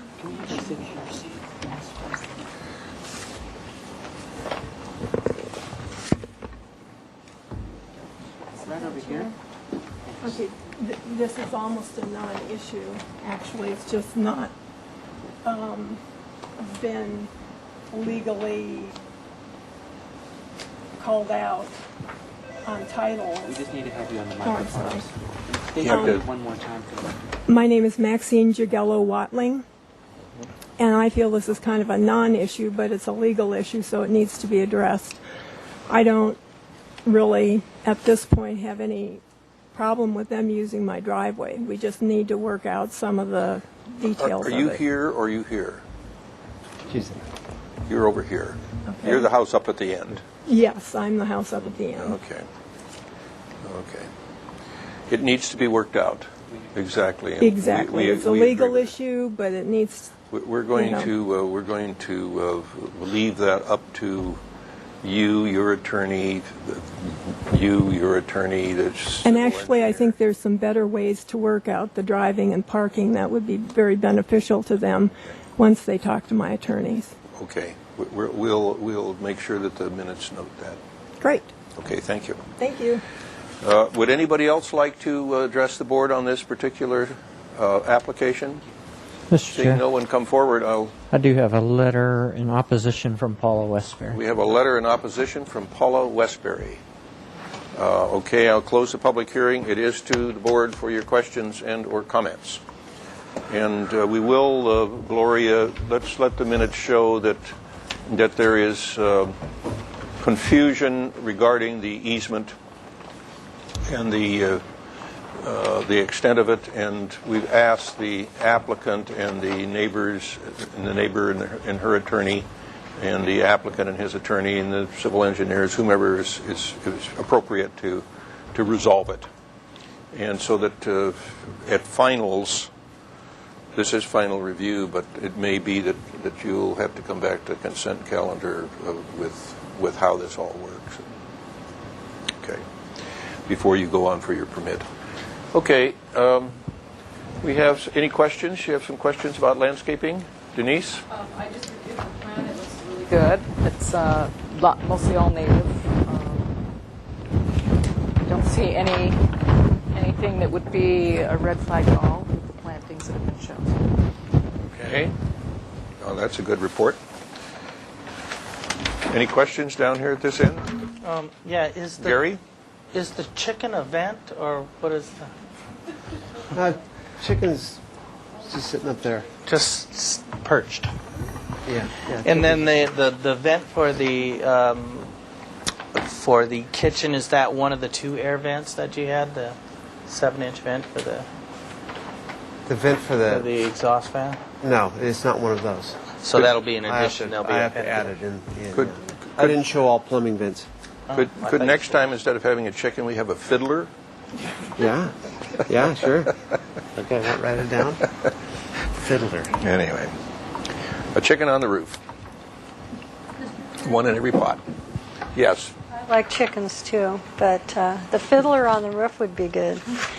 I know that we're here now for just the couple of things because we've already given this approval, and I'm not going to be supporting it, but I know we still did. So I just would want to make sure that we have a lot of letters from various neighbors, and I want us to make sure that that we're okay with the color, because we already have a questionably compatible design. So do we want the color to also be so unusual? And the setbacks from the neighbor on the second story and the patio, are we okay with that? I'd just like us to take another look at that if we could. See the site plan? And then the views into the neighbor's garden was something else that I know I was concerned about before.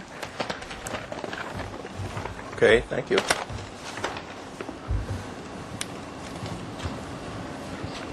The patio that she's referring to is where? Where's that patio? This is the patio. The neighbor's garden, yeah. This is a... Bernie? Is this the patio you're talking about? Yeah, I believe it's this. We have letters from several neighbors. We had letters from here and here, I believe. Okay. I mean, I know those two. These people are fine with it. This is your parents.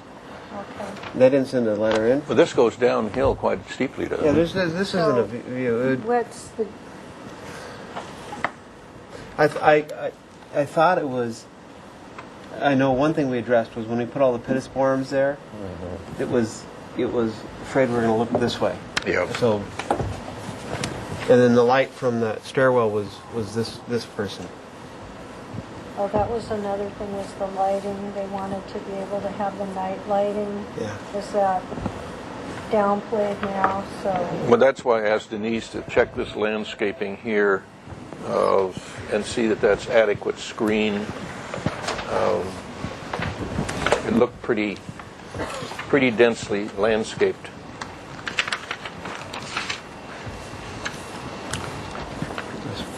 I don't think that there will be any privacy issues. It doesn't look like to me, given the size of this site and the sloping of it and the location of this patio. It looks like that will all work very well.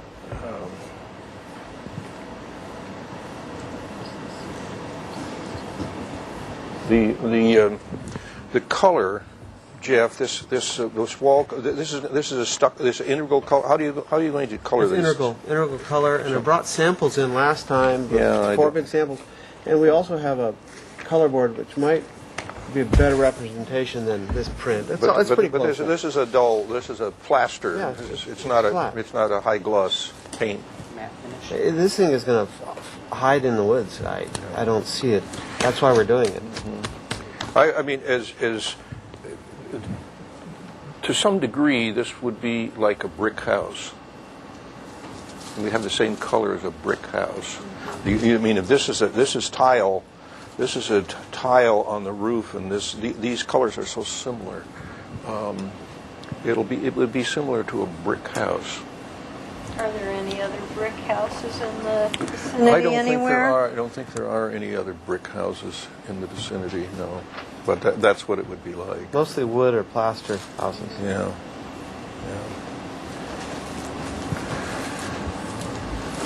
Yes. I'm okay with the Chicken Creek color.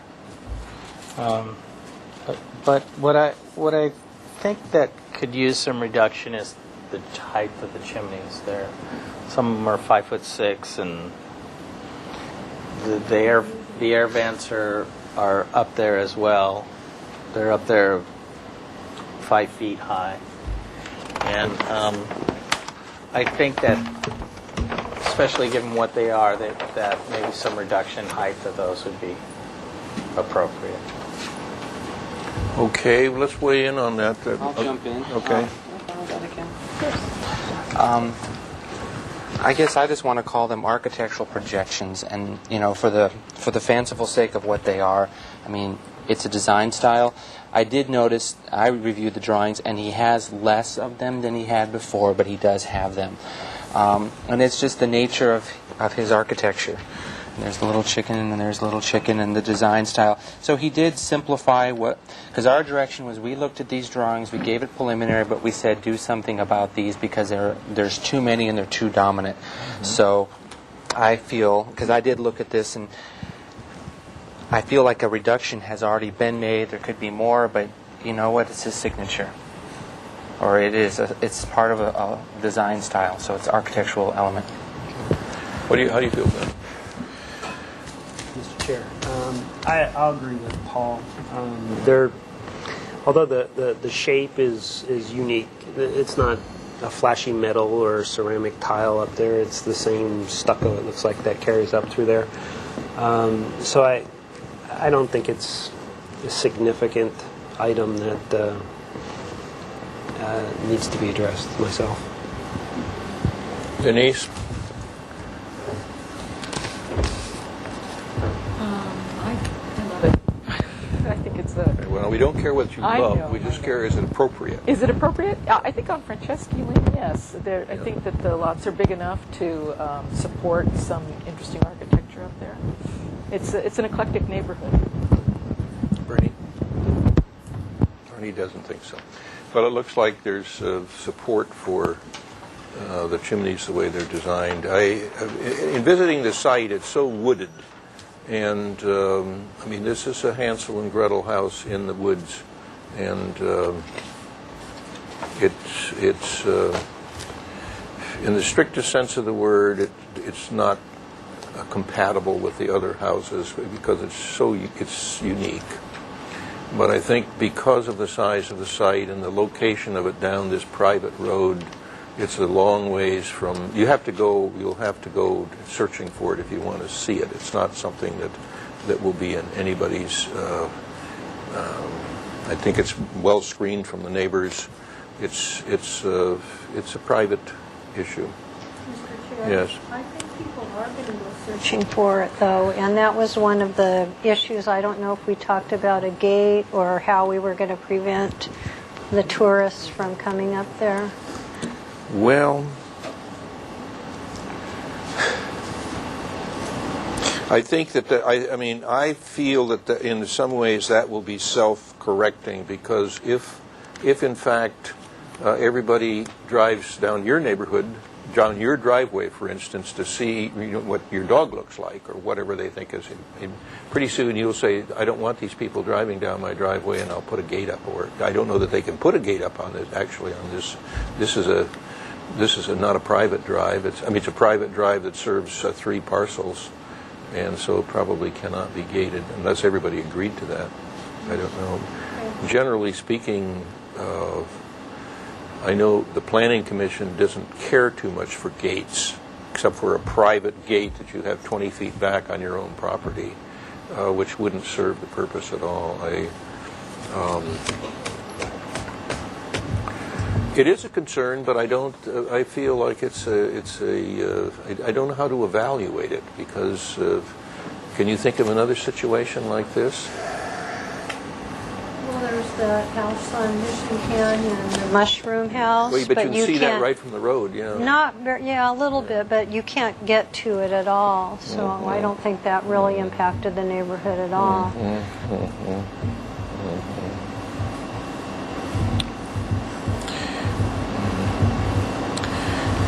I guess that if it becomes a problem, the three people that control the private drive could put a sign up, say private drive,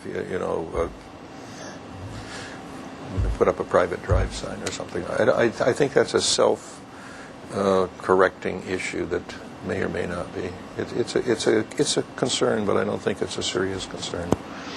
Do we have anything else that we haven't discussed? Everybody feel pretty okay about the colors? Details, it looks like everything's here. This is ready to, with the exception of resolving this easement issue, I think this is ready to go.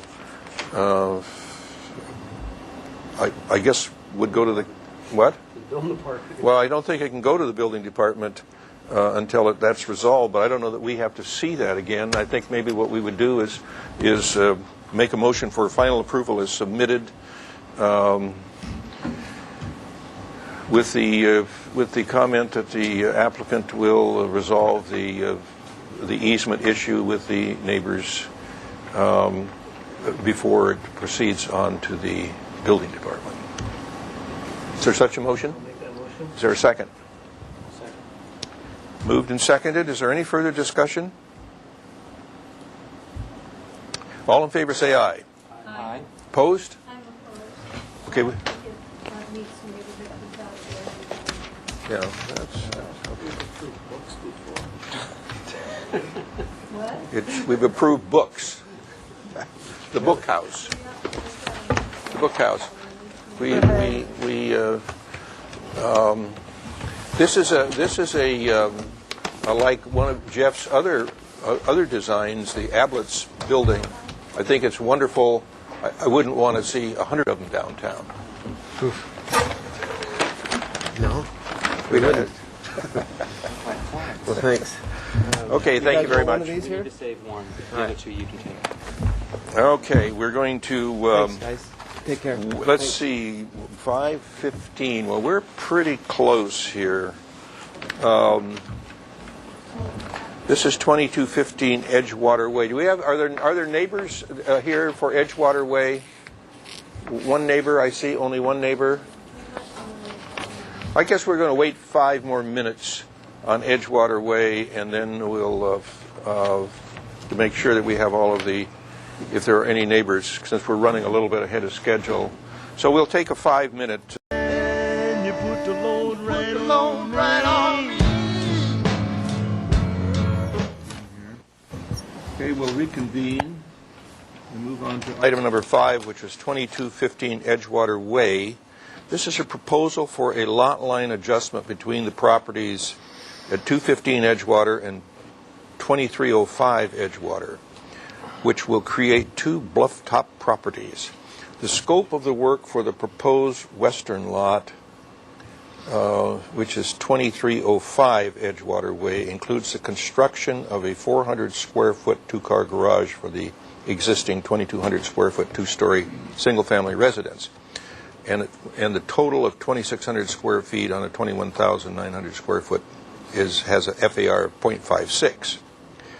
The scope of the work for the proposed eastern lot, 2215 Edgewater, includes demolition of the existing 283 square foot carport and construction of a 400 square foot detached 2-car garage and conversion of the existing 627 square foot guest house to a single family residence. And the proposed total of 1,000 square feet on the 31,000 square foot lot has a FAR of 0.21. Approval of modifications are requested to allow the garage, I believe this would be the garage on the east piece of property, the eastern piece of property, to encroach into the front setback, and for fences, gates, and trellises to exceed 3.5 feet in height within the 10 feet of the front lot line. The project is located in the appealable jurisdiction of the Coastal Commission. Planning Commission approval of the Coastal Development Permit A lot line adjustment and modifications is requested. Comments only. Project requires environmental assessment and planning commission approval of lot line adjustment and coastal development permit. Okay, will you give your name for the records? My name is John Sherritt. I am the owner and the architect. Okay, welcome. Carol Gross, landscape architect. All right, welcome to you, Carol. Thank you.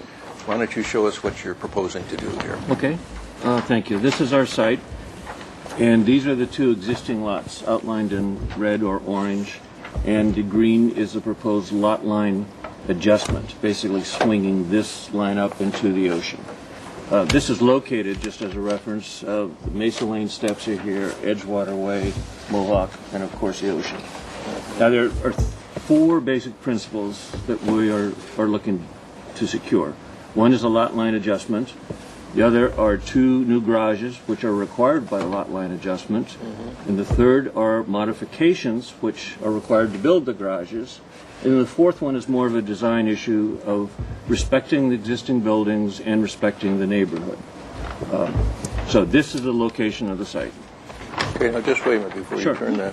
So this line would be eliminated, That's correct. and this new one would be formed. That is correct. And what are these here? What are these?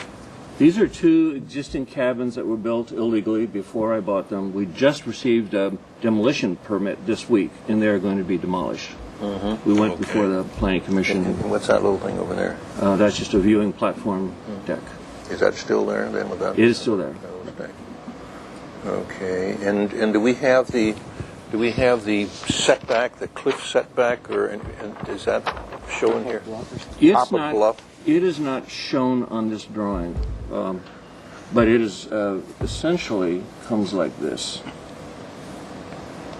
Yeah, it actually comes through this deck. So where it really doesn't become an issue with what we're doing here. These are all existing, and they're going to stay put. Yeah, and they're way out of the agreed top of bluff line and setback line. Well, just a side comment. The geologist says that this is the top of bluff, and the staff says, using their definition of the top of bluff, is up here. And so we have come to sort of a compromise conclusion because the geologist will guarantee that nothing will ever move. This is solid rock. They took 4 borings, 2 feet wide, 40 feet deep, sent a man down the hole and recorded it all.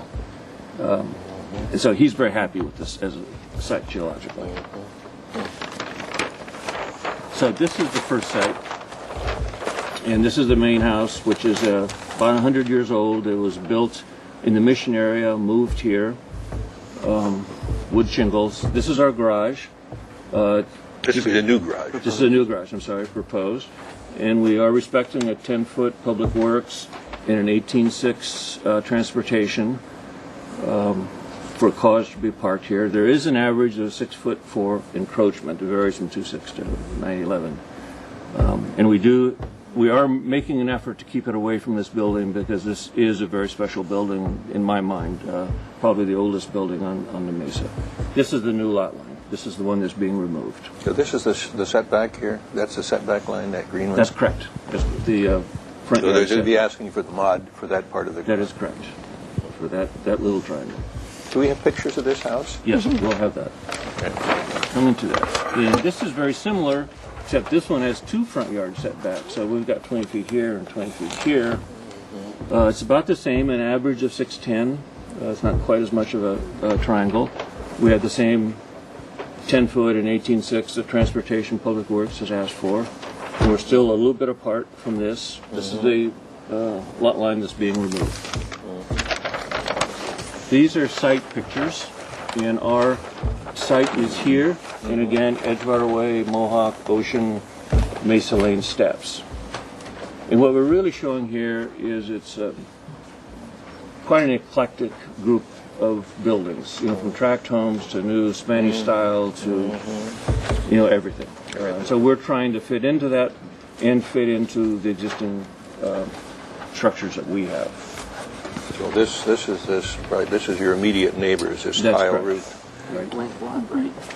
Well, actually, this somehow we got it from the city. There is a house here, and there are 2 Spanish-style houses here, fairly contemporary. And they must be pretty close together. Huh?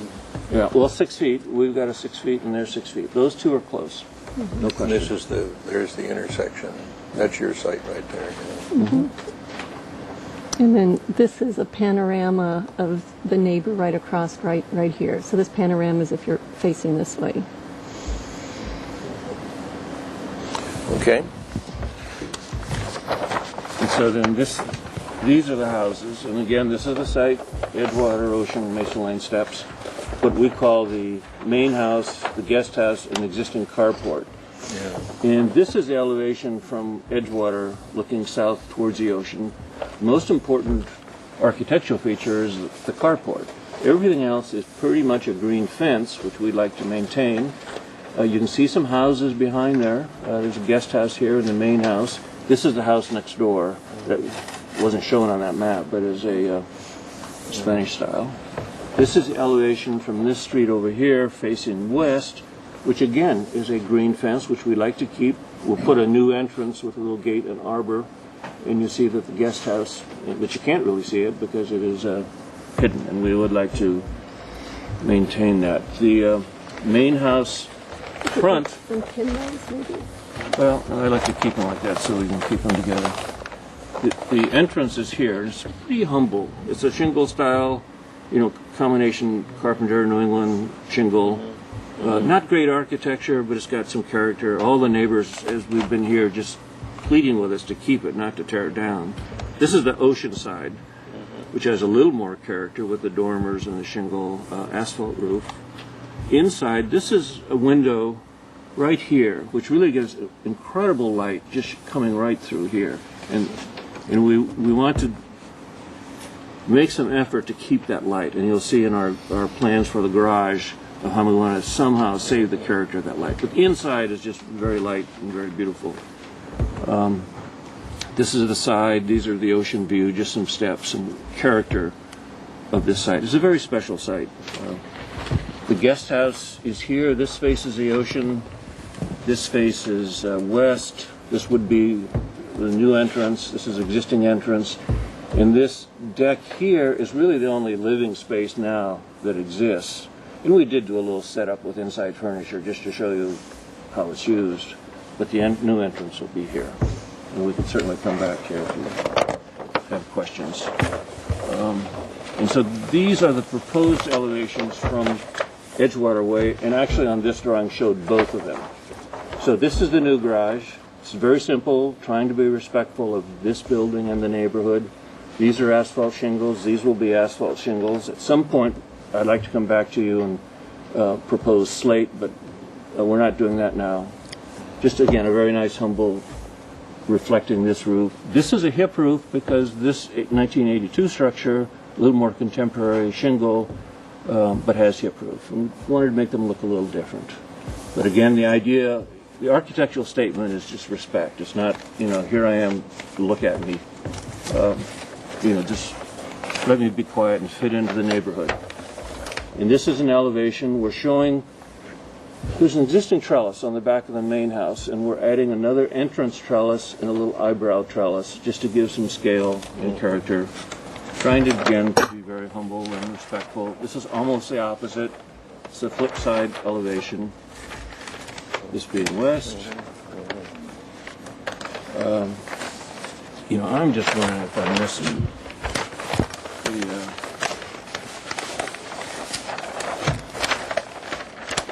where's on my garage floor plan is, which,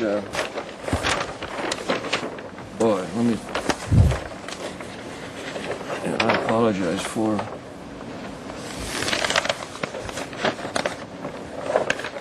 It's hiding there. Yeah, it's hiding, yeah. So this is the garage that's blocking the window. The main house is here and the window's here. So we would like to put in glass block here, and then this is this elevation. So as you look on the back side. That's right. So as you look out this window, which before you had a nice view, you're looking at glass block, and these are solar reflectors. We like to make a couple of these skylights, so this is illuminated during the daytime. And you'll see from Carol's plan there's actually a little water feature. There's only an 8'6" area, but we're trying to gain as much reflected light and color as possible. But anyway, and I again apologize for not having that quite. We've seen that. And then now we're going to the front of 2215, which in fact we already saw when it was part of the larger sheet. So I'll go over that quickly. And then this is the back side of that, the south. The guest house is here, so this really would not be seen by people. This is a similar floor plan. It doesn't have the glass block. We don't have that issue. Very simple 22 by 22 garage. 21 by 21. I'm sorry, 21 by 21. No problem. Yeah. And this is the back of the guest house, just showing you the mass. The garage is on the other side of that. You wouldn't see it. And this is all shingle. It's actually shingle roof and shingle, and on the other side it's got a rolled eave. Kind of a sea ranch style, isn't it? Yeah. There's some others right down on the corner of Edgewater and Mesa Lane. Mesa Lane. I think, kind of a sea ranch. Now, this is a little funkier. We'll get to it. You'll see some eave detail. For instance, this is around it. There's no no eave. And these got some swoops here. This is at an angle. But again, pretty simple. Here you can see these eaves facing the ocean. Really has some interesting character. Not my favorite architecture, but that's what we have. And we're certainly going to try and work with it. Now I'd like to pass it to Carol, and she can talk about the landscape. Okay, can you just unclip that? I want to read it straight for a second. Sure.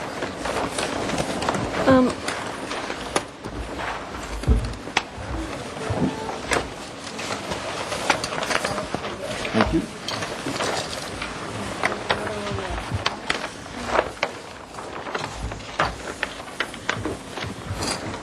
Okay, we'll find it. Okay, so the landscape plan. So this is sort of like Twilight Zone because we're on the corner of Edgewater Way and Edgewater Way. So in order to make proper entrances to both of the residences, we're introducing very informal broken stone, flagstone through the right-of-way. We have a very generous 12.5-foot wide right-of-way on both of these sides. And then this comes into a trellis with a very high-quality gate. And this is a picture, a photo, that it'll look similar to this. We haven't decided on our materials, but it will be very high quality. And this green hedge is very much of what we're wanting to create. From here to here, this already exists, and what we're calling it is a green fence. It's a cable fence with a hedge built or planted inside of it. So the neighborhood only sees the green, but it allows a little bit of security. This is already approved. This did require modification to be higher than 42 inches. This has already been approved, and we just really want to continue it. So all of this is the green hedge. The green hedge flanks both sides, so we have a center entrance, and then there's a very nice corner architectural element of a wall. 6 to 6.5 feet. We're still kind of deciding on the proper height. These two pictures represent the type of walls that we're thinking about creating. Again, high quality, stone or plaster with a stone cap. And when we look at the corner properties throughout this Mesa community, this by far would be the nicest architectural element in the corner. This would be, you'd have to have a mod for that. It will be up till this point, and then I'll show you there's a sheet that we simplified the modifications. This part is outside of the mod, but it will be this section right here. But you could see how far back we are, especially on the front. This is, I think, 28 feet from the curb. Now, the reason why we want to incorporate this wall here is because you saw pictures of this lovely outdoor living space here facing the ocean, and this is really charming, but it's windy. So this is the only other flat area. We have a beautiful redwood tree, and we'd like to create a little patio as an additional outdoor area. But also, equally as important, this is Mohawk coming down, and the headlights at night go right into this area. We have a lot of mature trees that are partially in the right-of-way and partially on the property that we'd like to maintain. The second proper entrance is again off of Edgewater Way, and this is for this residence. And as John had mentioned, there's going to be a new entry trellis to mimic what was introduced in the back. But this really signifies to a guest, you know, come here, welcome. It's like a portal going from the public into the private. And this is the proposed garage here, the proposed garage here. Now these areas in between the existing structures and the new structures we feel is really important to maintain some kind of distance. You saw in the photographs that this is really a beautiful, airy, light view window. And what is so impressive when you're inside is you see the ocean here. So we thought it would really be a nice compliment to look out here. And the back of the garage is glass block, and that this will be a low reflection pool to reflect back up and play off of that. And then it allows some light to come in, and we really feel like this is an important area to maintain.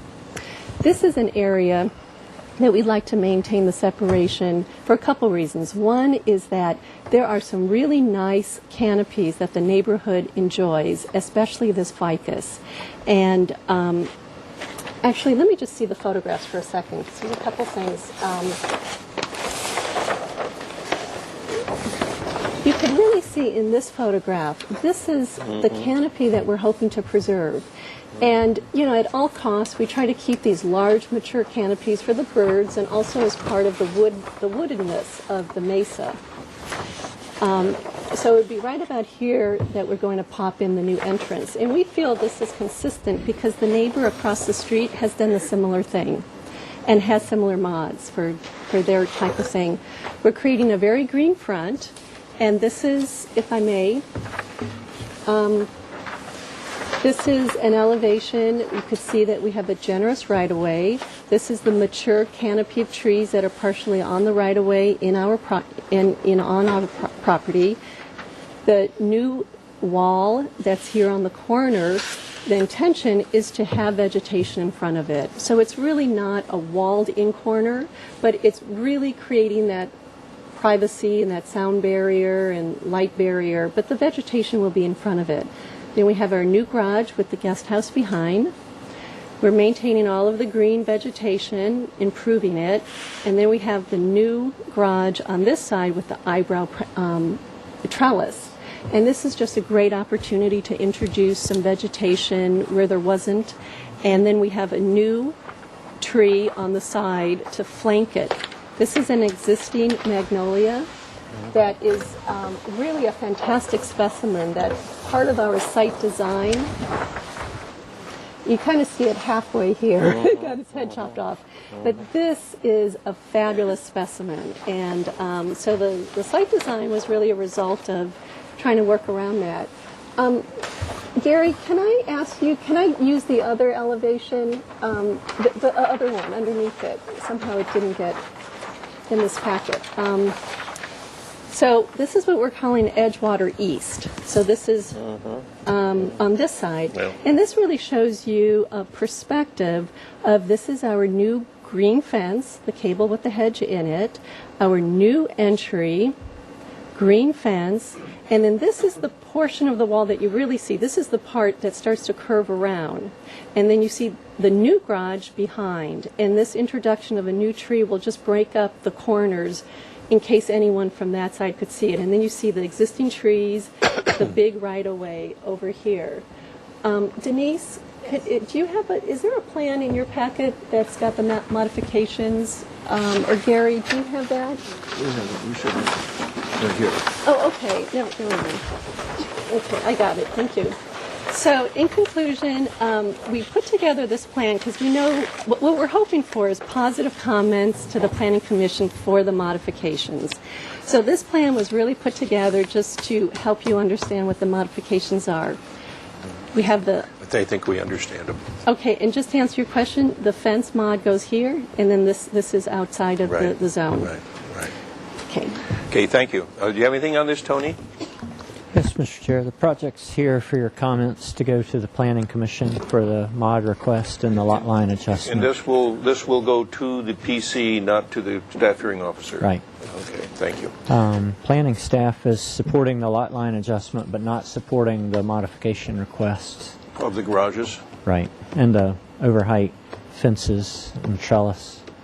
What about That right-of-way that goes along Mohawk and Edgewater in front of these lots is identified in the citywide pedestrian improvement program for future right-of-way improvements with a curb, sidewalk, parkway strip. I don't know if that'll happen or when it'll happen, but staff thinks that the project should be designed with that future possibility in mind. And I have a couple of public comment letters. Okay. I have a letter from Laura Bridley in support of the project, in support of the lot line adjustment and of the modification requests. And she asks the board to consider requiring removal of overgrown pittosporum hedge at the northeast corner, or the corner of Edgewater and Mohawk. And also a letter in opposition from Paula Westbury. Okay. I'm going to open up public comment, and I've got a couple of yellow slips here. Excuse me, Paul. Let's have Bruce Venturelli come forward. I'm sorry? Bruce Venturelli. Okay, and he'll be followed by Gwen Hildred.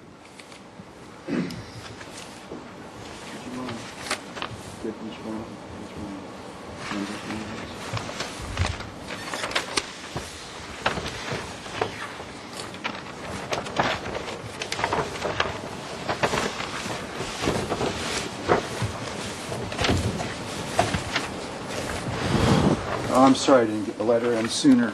I worked all the way up until about 5 o'clock, so I didn't have a chance to get the letter in, email it to you, so I'd have a chance to take a look at it ahead of time. I live directly across the street from John, on the right across from where the new entrance would be on Edgewater.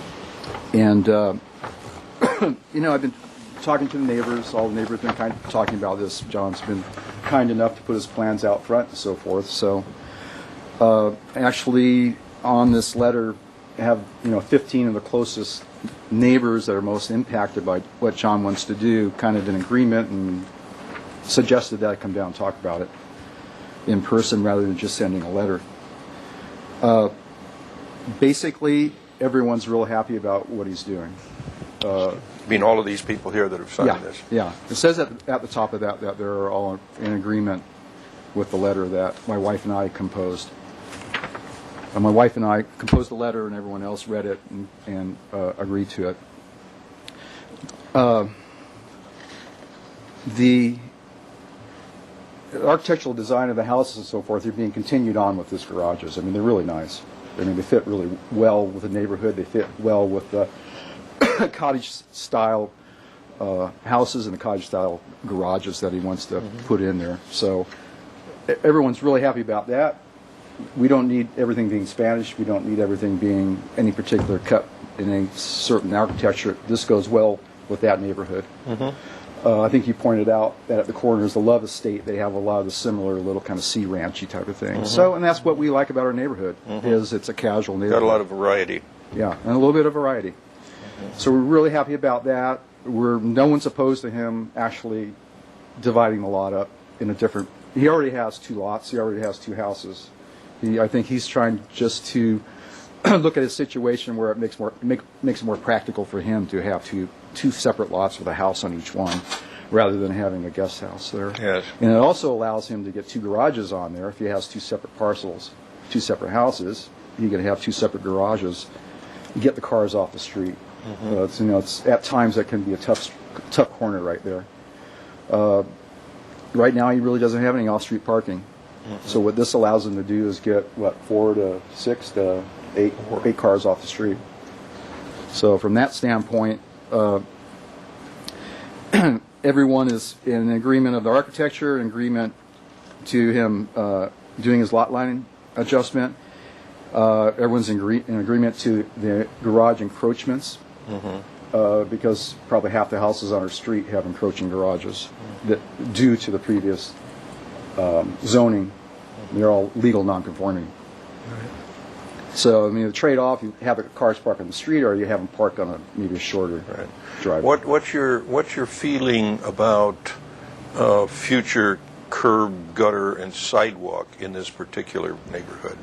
Well, we don't have them anywhere else in that neighborhood. So there's one on Edgewater, and it sticks out like a sore thumb. It's on the Butcher property, which is to the west of John. So you'd almost have to go in and do the whole neighborhood all at once. But to piece it in one parcel at a time, aesthetically doesn't work well. Historically, that corner and that whole Edgewater is a huge walking area. I know. It's a huge run. They run the marathons through there. People bike. Tourists turn down off Mesa Lane and come that way because it's a really nice vista area. People walking. I mean, it's traffic slow. People really don't mind not having a sidewalk. I think if you polled people, they wouldn't care. I don't think many of the neighbors actually would like it. Okay. Very well. To answer that question. So, just moving on, that encroachment's fine for us on modification. As far as the requested height modification, I think, what John's trying to achieve is kind of just touches on what I mentioned about this being a heavy kind of walking, biking, running neighborhood where there's always people walking by. I think he's trying to create some privacy right around, especially the guest house, because it's closer to the street. So he wants to get some privacy in from cars coming down the street. And it makes a lot of sense, to have that. I have one on my house. I'm across the street. Okay. A modification to give me a little bit higher fence. So everyone really is in support of that height modification, but with conditions. What everyone feels should occur is that he should be able to get that modification around the guest house in a practical spot to give him his privacy. Then what we thought he was going to be included in the landscape plan, which is not. Can you turn to that page that shows the whole eastern? I guess that would do it right there. He, from a current planning commission, from a previous planning commission resolution, I forget the number, this whole area right in here is under a resolution to keep the fence at a certain height. The height of that fence is based upon, which is real strange, but it's based on a neighbor's fence right here. And you can see on some of the photos I sent and gave to each of you, it's the first photo of the, right there. Okay. There's the gate. There's the gate. So this whole section from this fence to just about there, I think, is under a resolution by the Planning Commission. Sure, so you can see the ocean. So you can see the ocean. They put in a resolution to preserve that historic corridor for public views. That's public view. Those photographs were taken from the street. Yeah. So that's what people see when they're walking, running, biking, driving their cars, what have you. Yeah. So the Planning Commission had this great foresight to put a restriction on that when John went in to get a demolition permit on his two cottages. What we had hoped was going to be included in this landscape plan, which was not, and kind of surprised some of us, was that it would, John and Ray would continue that same resolution down past that fence line out to the end of the bluff. I believe you are going to do that. Is that correct? May I speak, Mr. Chair? No, let's just keep it one. You should be addressing the board anyway, not talking to him. Yeah, that's fine. Well, so I don't understand what you're saying here. This is all under a resolution for PC. It stops right here. It stops right there. And John's property keeps going. Do we have the parcel map that shows the whole length of that eastern? Is this going to be part of your application? No. Well, it's the new parcel. It is part of the application. That stops right there. Yeah. Though the new lot being created, not created, but the lot split goes all the way down. So what Okay. All the neighbors would like to see is the same height resolution that Planning Commission had the great insight to create would keep going down to approximately right here. And if you see on the photo, this is the best spot for it right here. It keeps going down. John's property keeps going down to this point and all the way down the ocean. Pretty level here. It's pretty level there, and then it's yeah, it drops off drastically there. It's okay. about We have to wind it up now. Okay. So anyway, that's what we're asking, is that be included in the landscape plan. Okay. We're good with everything else. Okay. We want some type of discussion on the landscape plan about we'll that situation. And then two other things real quick. Laura Bradley, I don't know if she came or not, but she was real concerned about the pittosporums, which is the other photos that we have. They're right up in front, right in here. These pittosporums. A lot of people would like to take that out. The renderings that were drawn are very, very nice renderings that show his property really well, what they're going to be doing. But the renderings show none of this thickness and denseness of the landscaping. So we would, everyone would like to see that corner kind of lacy and opened up a little bit more. And pittosporums are not a specimen tree. Pittosporums are basically, a hedgy, weedy type of thing. Right. And so they would like to see that. That's about it. All right. Thank you, sir. Any questions? Nope. Didn't mean to take too much time. Gwen Hildred.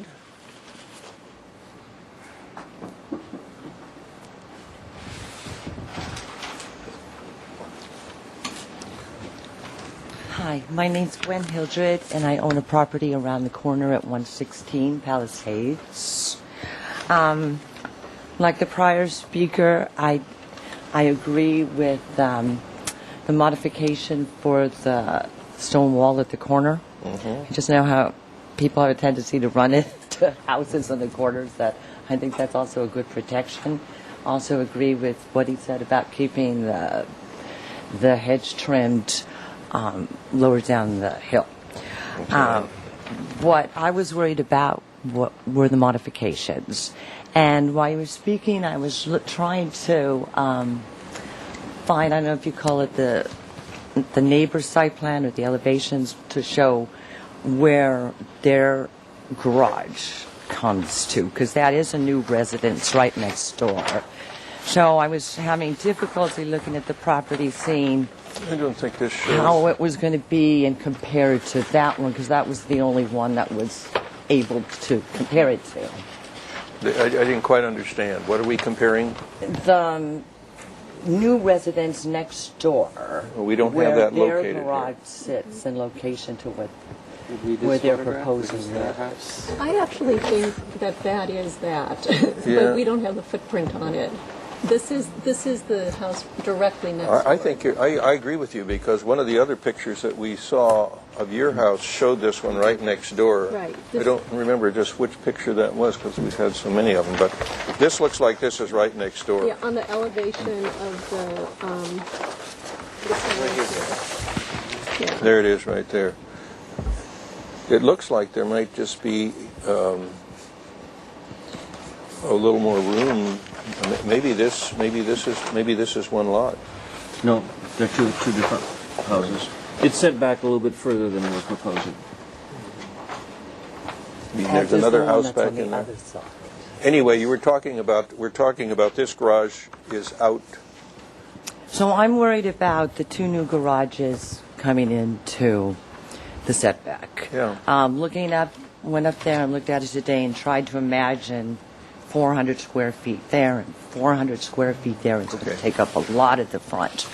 Also, I know he was talking about the little sidewalk sticking out like a sore thumb, and I don't think anybody willingly puts on a sidewalk when they don't have to, so I didn't know if that was part of when that house was built, if they were required to put in the sidewalk. But that would seem something, if a modification was to be granted, that might be part of it, that they would have to go ahead and put in the sidewalk. Because as the former speaker said, that is a really busy corner for walking. And when I was living up there, I know walking my dogs, I'd always you veer over this side and you veer over this way, so, because you never know how fast people were going to be coming around on bikes or in cars. Okay. The last comment, and get this from watching Stella Larson for so long, asking where is the trash going to go. Right now, it seems for the past 13 years, the trash has gone right inside the carport, in the setback, and looking at the beautiful plans that the neighbors did receive, that was like that. I didn't see any place where the trash was going to go. We'll review that. We'll review that. Okay. Thank you. Thank you. Thank you. Would anybody else like to address the board? Seeing no one, we're going to close the public hearing. It is to the board for your questions and comments. I think that this issue of the, how high is this, what is the PC regulation on this hedge here? 5 feet. 5 feet. 5 foot high? From grade? That's correct, from grade. Existing grade. Well, actually, this is 3.5 feet, that wood fence, and then it goes down. Their record was the height of this fence or 5 feet, which is ever lower. And then our land goes down, and this is 10 feet. The existing hedge is 10 feet on the public right of way. But I mean, this hedge here, you're saying is 5 feet tall? That's actually about 6. Oh, really? But it's only supposed to be 5? It's supposed to be 5. We haven't really haven't trimmed it yet. Well, we've trimmed it some. Well, wait. If I may just clarify, this hedge is going to be removed. This hedge is off of the property line, so that hedge is going to be removed, and a new fence and hedge is going to be located in. But just to clarify what Planning Commission resolution is, this was a result of a view corridor. Yes. This situation doesn't exist. There is no ocean view. No. I'm talking about this here in the extension of it. Right. And what is the PC requirement on that you're going to have to meet? Is it 5 feet? It's 5 feet. The existing hedge that's in the photograph is located way out here. Yeah. This dashed line is the old, that's what the photographs represent. That's going to be taken out, and a new hedge is going to be placed basically on the property line. So let's just clarify what those pictures represent. That's why the question is, well, how tall is it? It's almost irrelevant because we haven't put in the new hedge yet. The Planning Commission resolution would have been for a hedge on your property, right? Not they wouldn't be worrying about a hedge, an existing hedge that's not on your property. Right. So their resolution applies to back here too, even though the hedge isn't there now. Fence and hedge. Can I just say that I did lay it out from this fence, which is at 3.5 feet, to our new location, and that is actually 5 feet. And that's what they're asking, 5 feet or the height of the wood fence, which is ever less. Okay. Well, when we send this on to Planning Commission, we're going to ask them to also give consideration to that extension. So that the views, whatever, it looks to me like that because of this contour is almost parallel with the property line here, that this is pretty much level clear out to here, and that probably that view corridor or hedge requirement ought to be extended out. So we can let them worry about that. We're not going to do that, but I think they should worry about it. I've committed to do that, the same height. Okay. Okay. And I just want to say, because I think it's important. Okay, let's you guys stop talking now, because you've talked a lot, and let's let the board ask you questions, and then you can answer the specific questions. Otherwise, we're never going to move along here, and we're running out of time. Okay. So we have questions? I have one quick question, Mr. Okay. Chair. The garages are 21 feet wide. How wide is the garage door that's being proposed? And they look like they were like 19 or 20 feet. And is there a reason why they were 19 feet? Because I believe, I want to get the maximum, because I believe for a 2-car garage, that if you have a thicker jam, you're going to do damage to the garage or to the car. The Strong Tie makes, I'm going to do a rigid steel frame, Strong Tie makes one, and I want the maximum opening so we don't have a scarred up car. Thanks. So I show 12 inches. Any other questions? I do have a question. The garage doors were going to be shingle? The one from the main house is shingle, and the other one is a standard, glass. And the other one's glass? Glass and frame, correct. All the way down to the ground? Well, they're panels. But it's not like overhead, it's glass. No, the main glass. house had overhead glass. All and of these are shingles. glass. Okay. And that is a more contemporary building, so we felt it was in keeping with that. Okay. While we got the site plan out here, I guess we don't have the site plan out, but let's. What about the trash, Carol? Where would the trash be? Would we have a little screened area for trash, or how is that going to work? Well, we were thinking of keeping it inside the garage, or we have an opportunity to have it outside of the setback in this area here. So we haven't decided that, and that's really up to your direction. Okay. Okay, so that's up in the air. Other questions? Any? Okay, let's move on to comments then. I think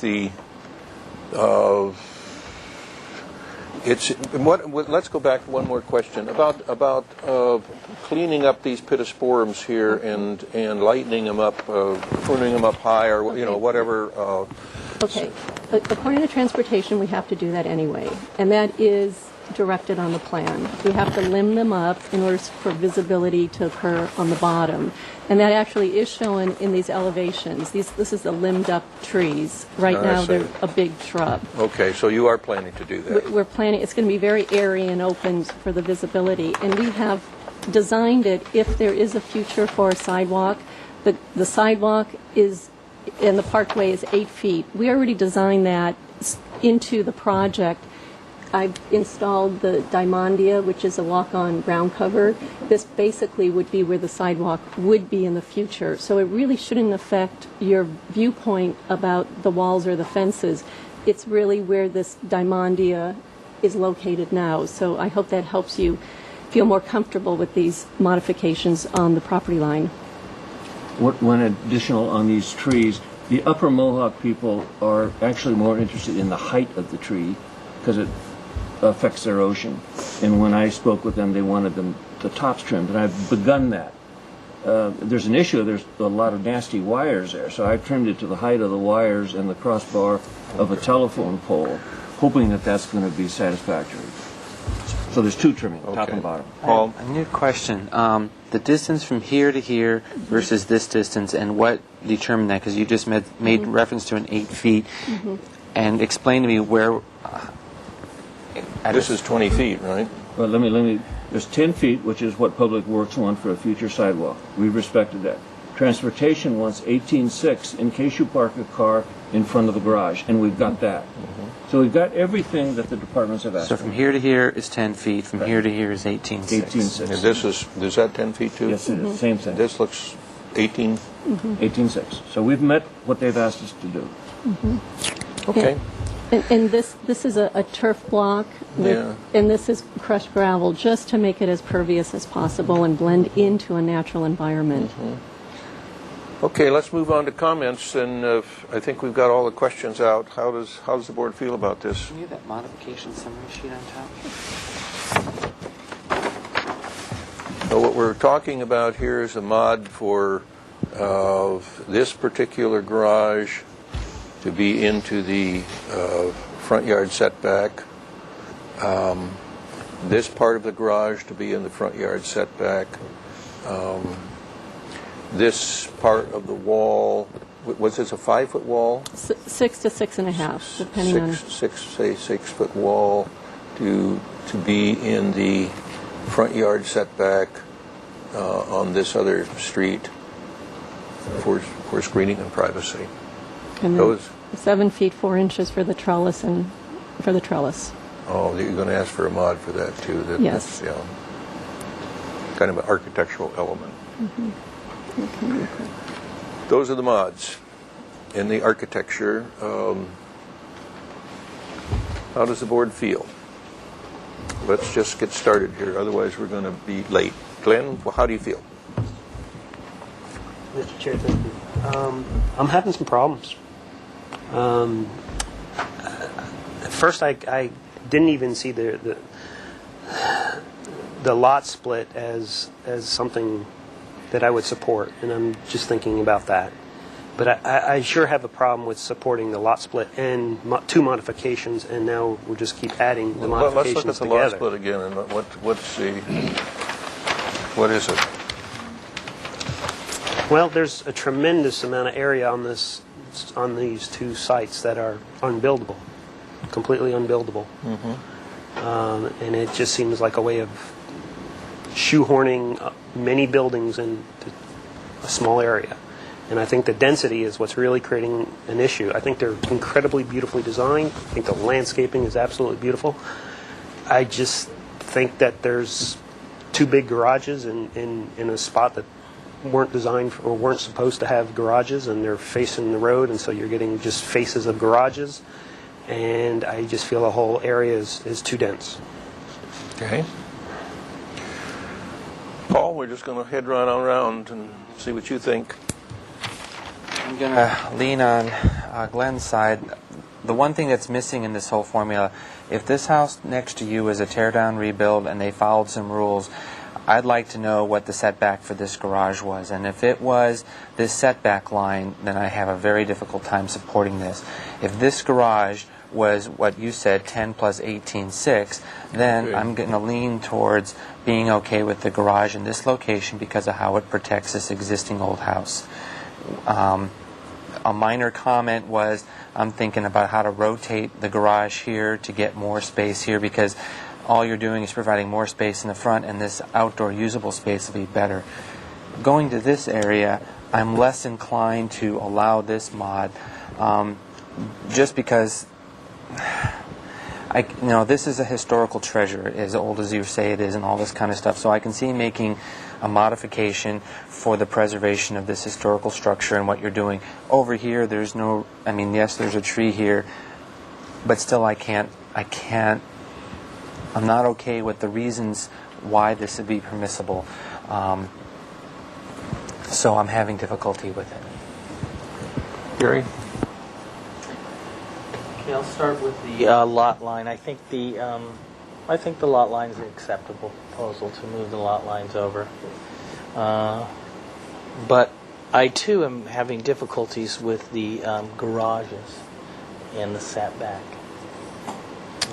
The garage doors are facing the street. One of them is glass, basically, facing the street.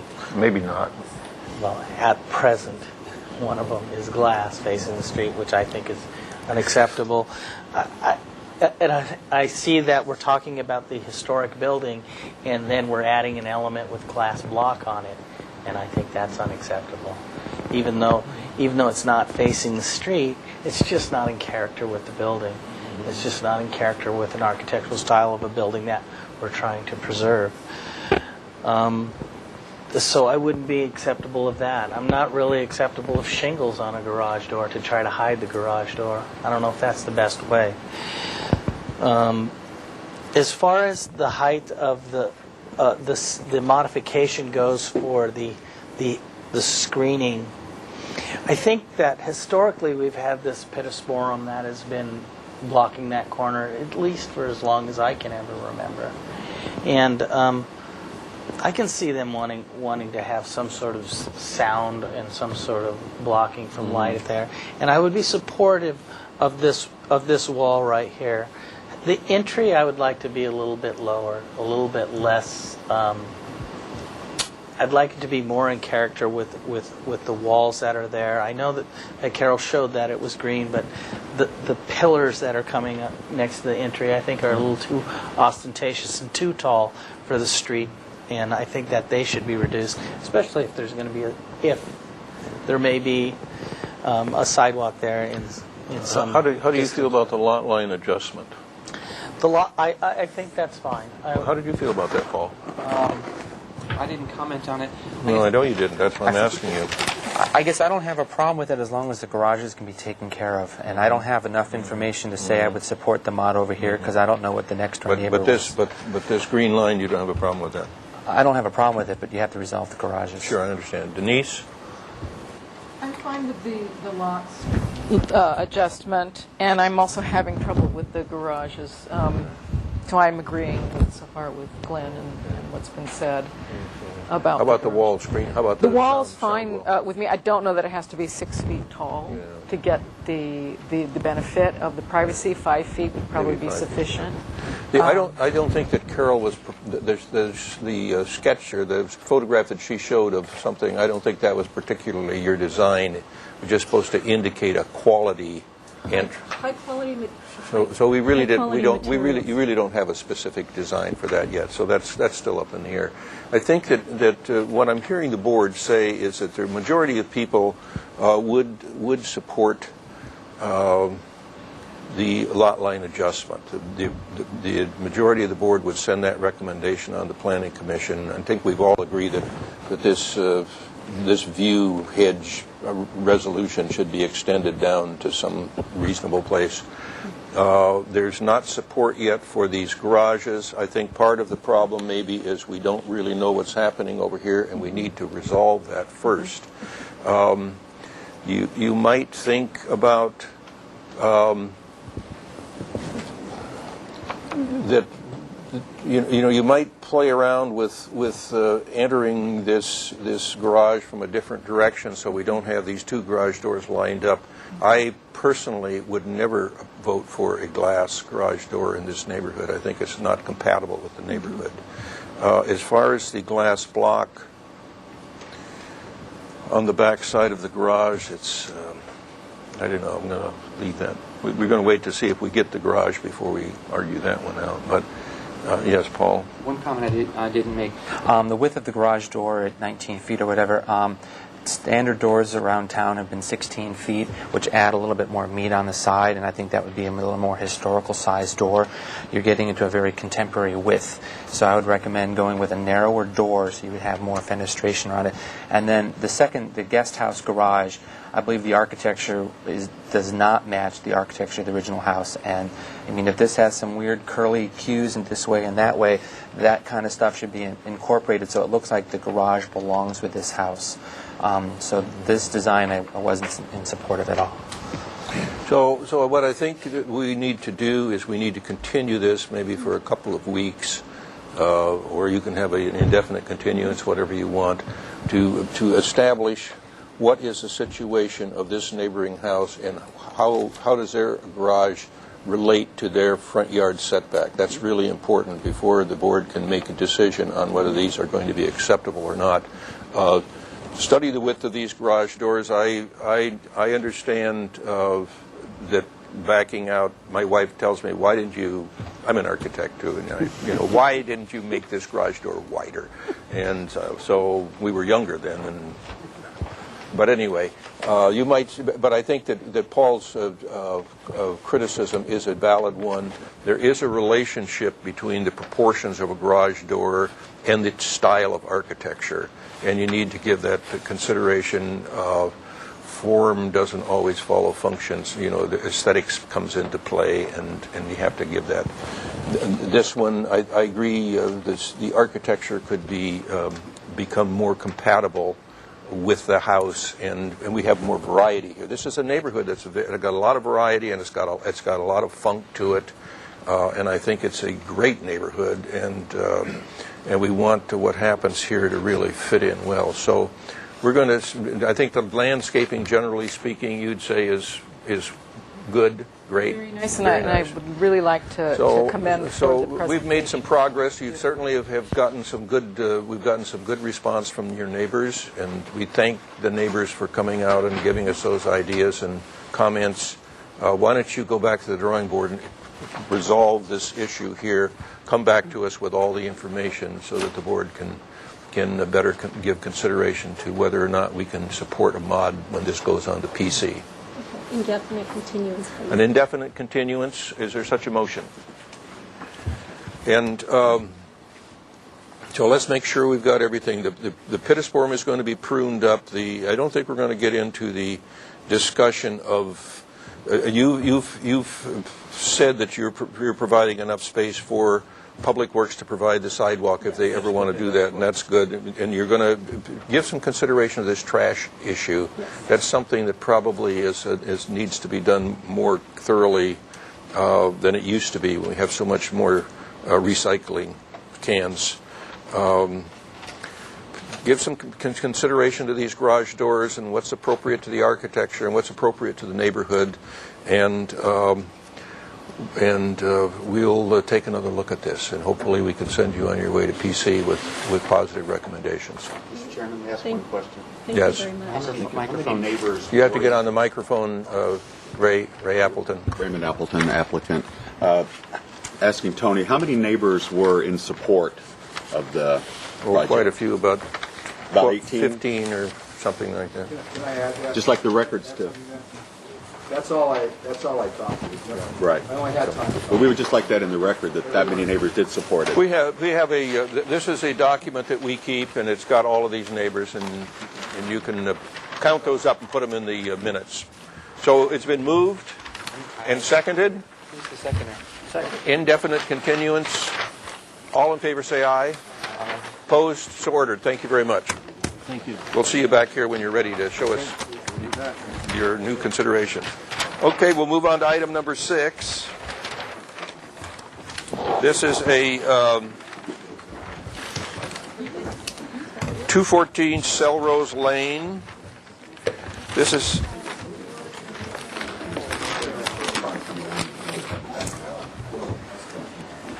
okay. Can we get that out of the way? This is a proposal for a new 600 square foot second story addition to an existing 2,274 square foot one story single family residence with an attached 450 square foot 2-car garage. Project is located on a 7,500 square foot lot in a non-appealable jurisdiction of the coastal zone. The proposed total of 3,300 square feet has an FAR of 109%. Excuse me. What? 108, excuse me. 108% maximum floor area ratio. Planning Commission approval is requested for a modification to exceed the maximum floor to lot ratio. Comments only. Project requires environmental assessment and Planning Commission approval for the mod. 5 members of the Single Family Design Board must vote in support of the floor to lot area mod to be approved by the Planning Commission. We don't have anybody stepping down on this one, right? No. Can we get the oval on that one microphone? Thank you. Okay. So if you would give your name for the record. My name is Cesar Cruz. I'm the designer on the project. Okay. Larry Severance, I'm one of the owners. My wife is here as well. Okay. Judy Long. Welcome. Okay, why don't you give us a presentation here of what you're proposing to do? Okay.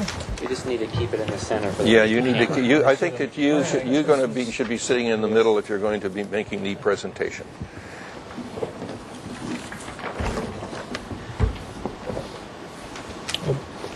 The addition consists of 600 square feet, and the original footprint is not going to change. It's the addition is completely over the existing garage. The existing residence is a single-story unit, and we have offset from the original footprint approximately 3 feet, 4 feet, and approximately 15 feet toward the back to give it a little jog and not be so increased on the neighbors. Just before we go here, this dashed line here is a setback. 6-foot setback. Right. Okay. There's a 20-foot setback here Okay, for the front. so there's no modifications for Right. setbacks. Okay. 6 feet off this side and 6 feet off the rear as well.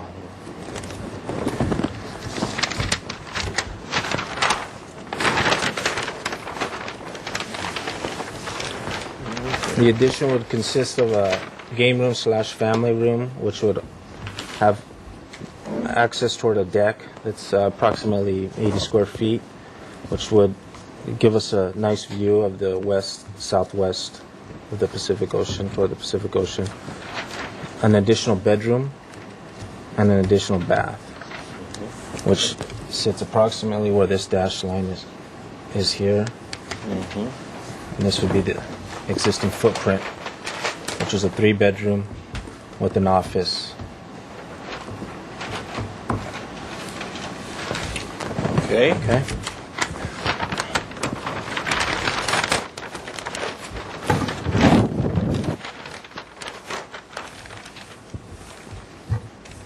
There's some architectural details that we've incorporated into the addition. This would be the deck off the south elevation. We have on the north elevation some additional windows to somewhat tie into what's an existing residence now. And this would be the elevation from the east, which would be the back of the unit. And the windows are set somewhat high. This would be more of a light and ventilation requirement. Would not be able to be visible to look into the neighbor down below. Okay. Okay. And this is just a street elevation showing the neighbors and setbacks to scale. And, Actually, the street goes downhill. Right. It's not exactly level. No, there's somewhat of a There's some slope. change Yes. let's see the site plan again. So where is the deck in terms of the? Is that the deck? That's the deck. And what's so that's 10 feet from the property line? 10 feet 10, yes. Okay. Would you like to see it? We have it. Yeah, let's look at the site photos. Let's see what we got here. This is a view from the proposed deck elevation.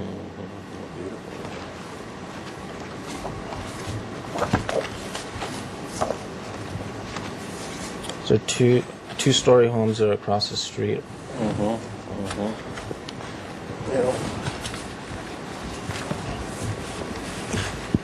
That's a 221. Right. Should be these three here. So that's this one that's slightly smaller than you, right across the street. No, it's yeah, it was just above. 3314 and you're 3319. Right. Okay. This here is 221. Yeah, 221. 227. 227. Yeah. And 215.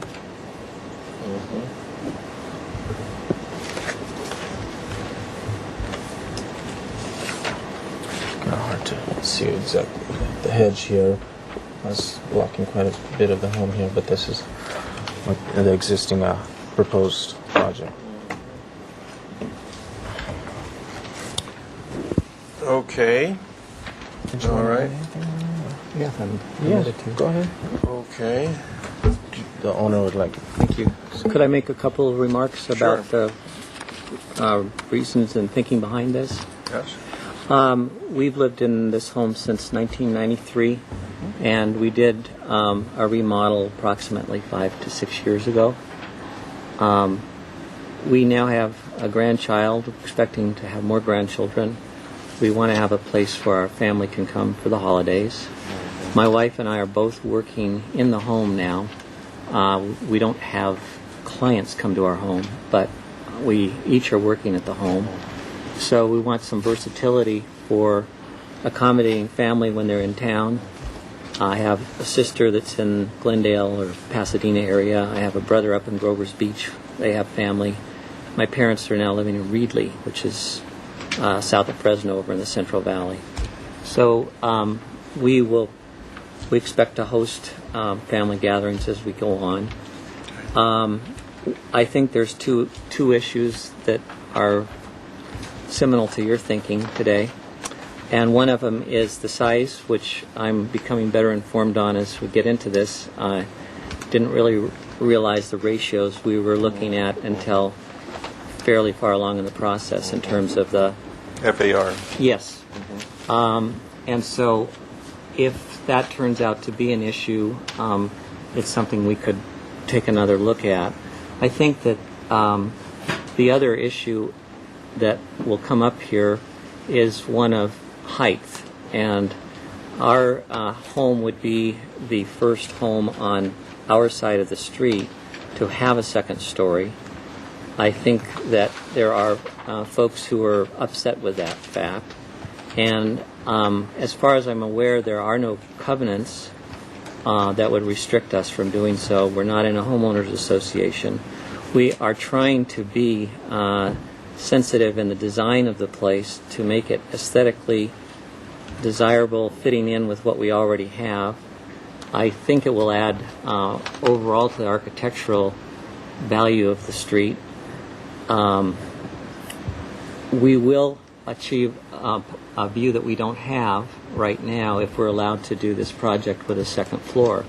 And if the issue comes to a question of a second floor, and I guess I would ask this committee to give us some indication on that, because we couldn't really probably do the project we have in mind without a second story. So that's it. I guess the last thing I'd like to just offer is a couple pictures I brought, and this is one of our backyard, and I can put this where everyone can see it, and that just shows that we're looking at a very large wall in our backyard. So our roof line in a sense is about where the top of that wall is now. It goes uphill that way too. Huh? It does, right. And then this is just to show again another picture of the backyard wall, and our view across the street is a two-story house. So in that sense, we're not going to be impacting our neighbors more than they're impacting us. All right, thank you. Do you have anything on this, Tony? Yes, Mr. Chair. The project's here for your comments on the modification request. And I have 13 public comment letters. They're all in opposition, but I'll wait until after we hear from the speakers. And if the people aren't here, I'll kind of paraphrase the letters for you. Sure. Okay. Okay, we're going to open up public comment. I have nine slips here. I'd like for you to give the board your opinions. Do not repeat what's been said before. If somebody has said the same thing that you want to say, you don't need to repeat it. You can say, I agree with the former speaker. Be concise so that we can move along. We'll start off with Rhonda Sitter, and it'll be followed by John Williams. Where's John Williams? You kind of come up here, John, when you hear that you're the next speaker. Get up here so that we don't take so much time walking up. You know, this is a smaller place or a larger place. I could actually go this way.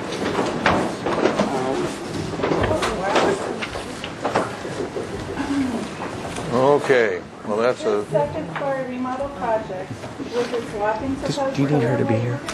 wait. Yeah, you have to speak in.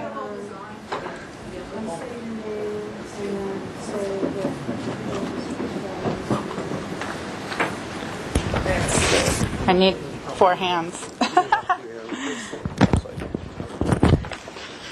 Awesome. I love our neighbors. Okay. Okay. And I have these photos. Can we? I don't know if you want. Okay. My name is Rhonda Sider. This second-story remodel project, with its whopping proposed total of 3,319 square feet and 108% max FAR, reminds me of the McMansions of Orange County, where I resided for over 40 years. Its design does not fit the character of my neighborhood. My house backs up kitty corner to 214 Selrose Lane and has a grand total of 1,180 square feet. This is my neighborhood. It has a total of 26 one-story houses. The existing 4 two-story houses are located uphill and on the periphery of the neighborhood, where they don't impose on their neighbors' privacy and views. 85% FAR, 2 lots. McMansions, Hummer houses, starter castles, whatever you want to call them, negatively impact us all with population growth, gridlock, overcrowded schools, and stressed infrastructures, to name a few. They invade our privacy and block our tranquil views. I consider my downsized but expensive house a part of the Santa Barbara lifestyle. The price I pay to live in such a beautiful city that's tourism is driven by its architecture. Don't McMansion our neighborhood. Thank you.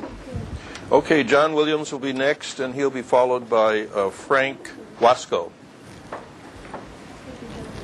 Frank, you want to come up here, get up here pretty close so you, okay, John? Oh. Well, ladies and gentlemen of the board, my wife and I, Mary Lou, have been residents at 2532 Selrose Lane for about 43 years. We live on the north side of the street. We are roughly on a 10-foot bank, I would say.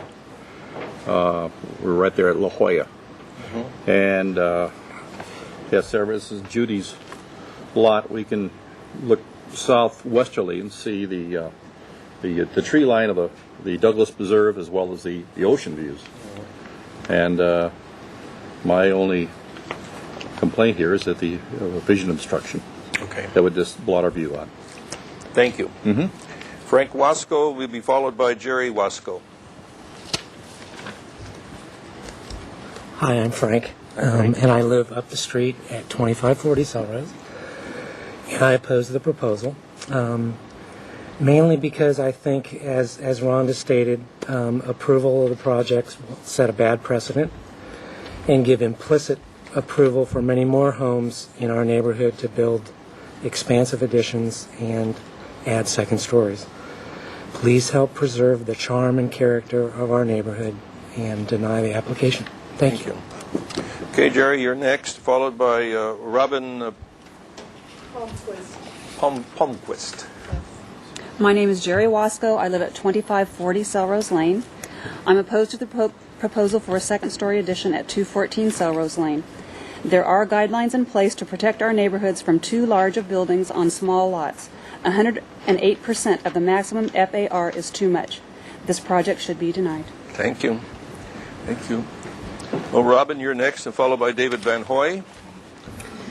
Yes, I'm Robin Palmquist. I've lived with my husband, Phil Palmquist, at 2536 Selrose Lane for the last 18 years. I've never met this gentleman before, but we live there 365 days a year, and that house is totally out of proportion to what we believe would be good for our neighborhood. We really pray that you will not allow a McMansion in our neighborhood and keep it small. I live in a 3-bedroom, 2-bath home. I'm also a grandma. I have family gatherings, so I don't see why you need a huge place to have your gatherings. Thank you. Thank you. Okay, David, you're next, followed by Susan Shank. Good afternoon, everybody. David Van Hoy. I'm going to focus really on some planning issues. I'll leave the architectural critique up to you all, which is your business. But really, from a planning standpoint, and since 5 of you need to pass this forward to exceed the NPO, I'm either for or against. But I do believe that the owners have a right to develop their property responsibly. A little bit of history on the immediately adjacent neighborhood on La Jolla. It was developed, actually designed by Ken Kruger and built in 1959 and 1960, and is a wonderful street of, I think, 26 homes that are 1-story tall, have been well cared for 49 years. They're designed in a way that they step up the hill. They're pretty much glass on the south elevation, open to their private yards, and it's just a genius design. Unfortunately, the proposed project really peers directly into 3 or 4 of those homes because they're sort of open to that side, and really compromise the privacy and the quiet enjoyment of those particular properties. When the Selrose project, all of Selrose was developed in, I'm told, about 1979, just a few years before my family moved into the neighborhood. And there was some negotiation with the neighborhood at that point in time, and you'll notice, as mentioned, that the 2-story homes were only located on the uphill opposite side of the street, and there was respect for the La Jolla neighborhood and the 1-story homes along that side of the street where the project is proposed, so that there was some compatibility between massing, which has been successful ever since then. When a project, my experience in this town is when a project needs a modification, there's typically some sort of hardship, an unusually shaped lot, tree preservation, something that is unique. This particular property is a flat rectangle, and I don't see any development hardships. I also don't see the offsetting neighborhood or public benefits that normally are associated with a modification request as well. It's asking for a lot and really giving nothing back to the neighborhood. As stated before, I agree with the concern about the setting of the precedent.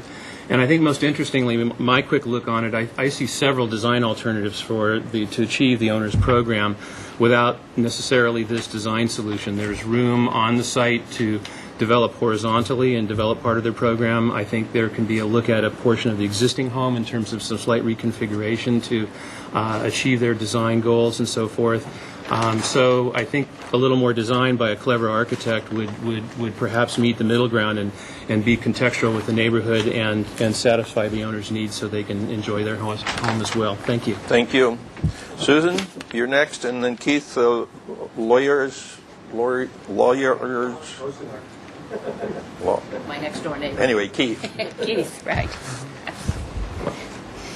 Good evening. My name is Susan Shank. I live at 221 Selrose, which is across the street from the proposed property and up by 2. It was in one of these pictures. You're a two-story? It's two-story because my property backs up to the Douglas Family Preserve. And the houses on that side of the street are 3 out of 4 of them, or 4 out of 5 of them are two-story houses. And when were they built, you know? They were built in 78 or 79. And they were built as 2 stories. Correct. Okay. New piece. Thank you. I'll be brief. I oppose the addition.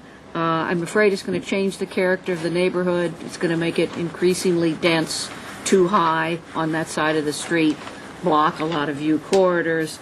I think it's just too much building for that particular site. Okay, thank you, ma'am. Keith, you're next, followed by Lynn, will be our last speaker unless I get another yellow slip. Lynn Rabler.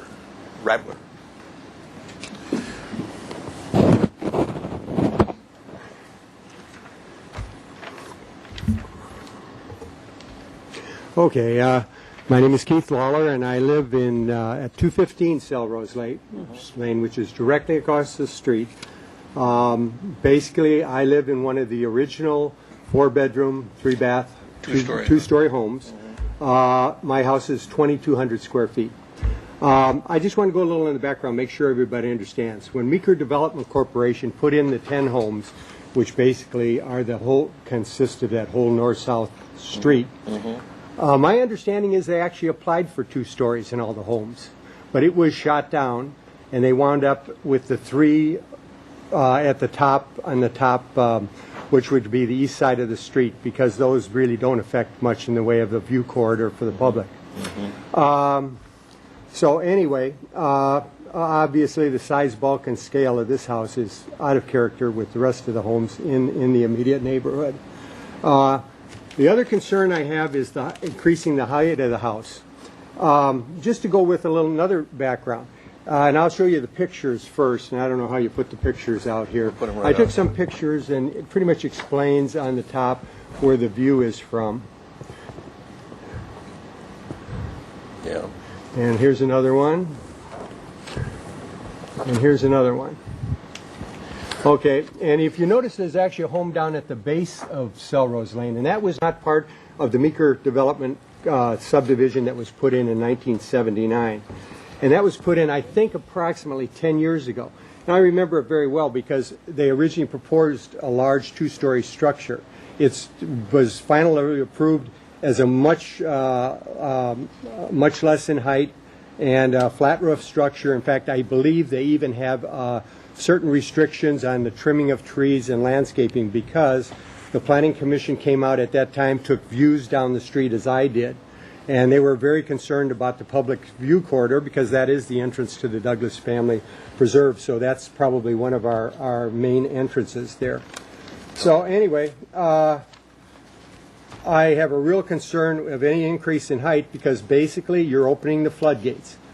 From the original subdivision, which was, I think, well thought out in the way they put the 2 stories and 1 story, I can tell you right now, if you approve any 2-story you're going to have a flood. The floodgates are open for all 2 stories, and all you have to do is look at those roof line, and you can see you're going to get wiped out as you go. The public view, which now has a nice view of the ocean and islands, is going to be gone.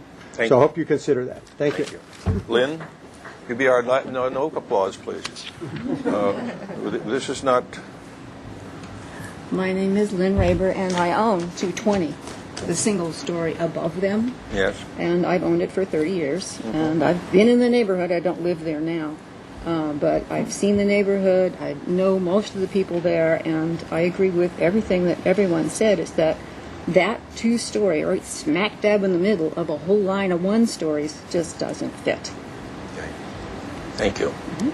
Would anybody else like to address the board? Okay, I'll close the public hearing then, and it is to the board first. Mr. Chair, excuse me. Well, excuse me. Could I Excuse follow me. up with some letters? Okay, yes, the letters I forgot. We Thank you. received letters, and we passed all these on to the board via email, unless we got them later this afternoon. Let me make sure I cover everyone. We have letters from people who spoke, and also a letter from Douglas Imperato. He just says he's opposed to the proposal and urges the Planning Commission not to approve the requested modification. Okay. A letter from Barbara Thornburg Garin. She says the house was already enlarged in the past, and she says to raise the level of this house in this neighborhood would cause mansionization and set a precedent. In addition, this expansion would infringe upon the privacy of next-door neighbors and the neighbor directly behind on La Jolla. A letter in opposition from Paula Westbury. From Mark, Paul, and family. Is concerned that this project will dramatically change the development in the neighborhood by blocking open space and views. Says his family does not enjoy looking at the backside of a house as opposed to open sky and trees. Elevated developments will also lead to privacy issues due to windows at higher elevations. And a letter from Tom Carasella. He's located directly behind and up 2 houses from the proposed second-story addition. Opposed to the addition going beyond the FAR set forth for their neighborhood.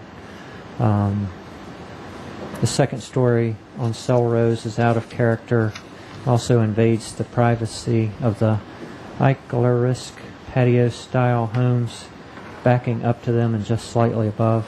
The patio homes above these 1-story homes are created with walls of glass and would not have no privacy if there were 2 stories looking down at them. And a letter from Jane Ricketts. She's concerned that it's inconsistent with the neighborhood. Size, bulk, and scale is not compatible with the site. The addition would set a bad precedent. There would be no privacy for homes that are close, and the public view corridor could be compromised. Thank you. Okay, thank you.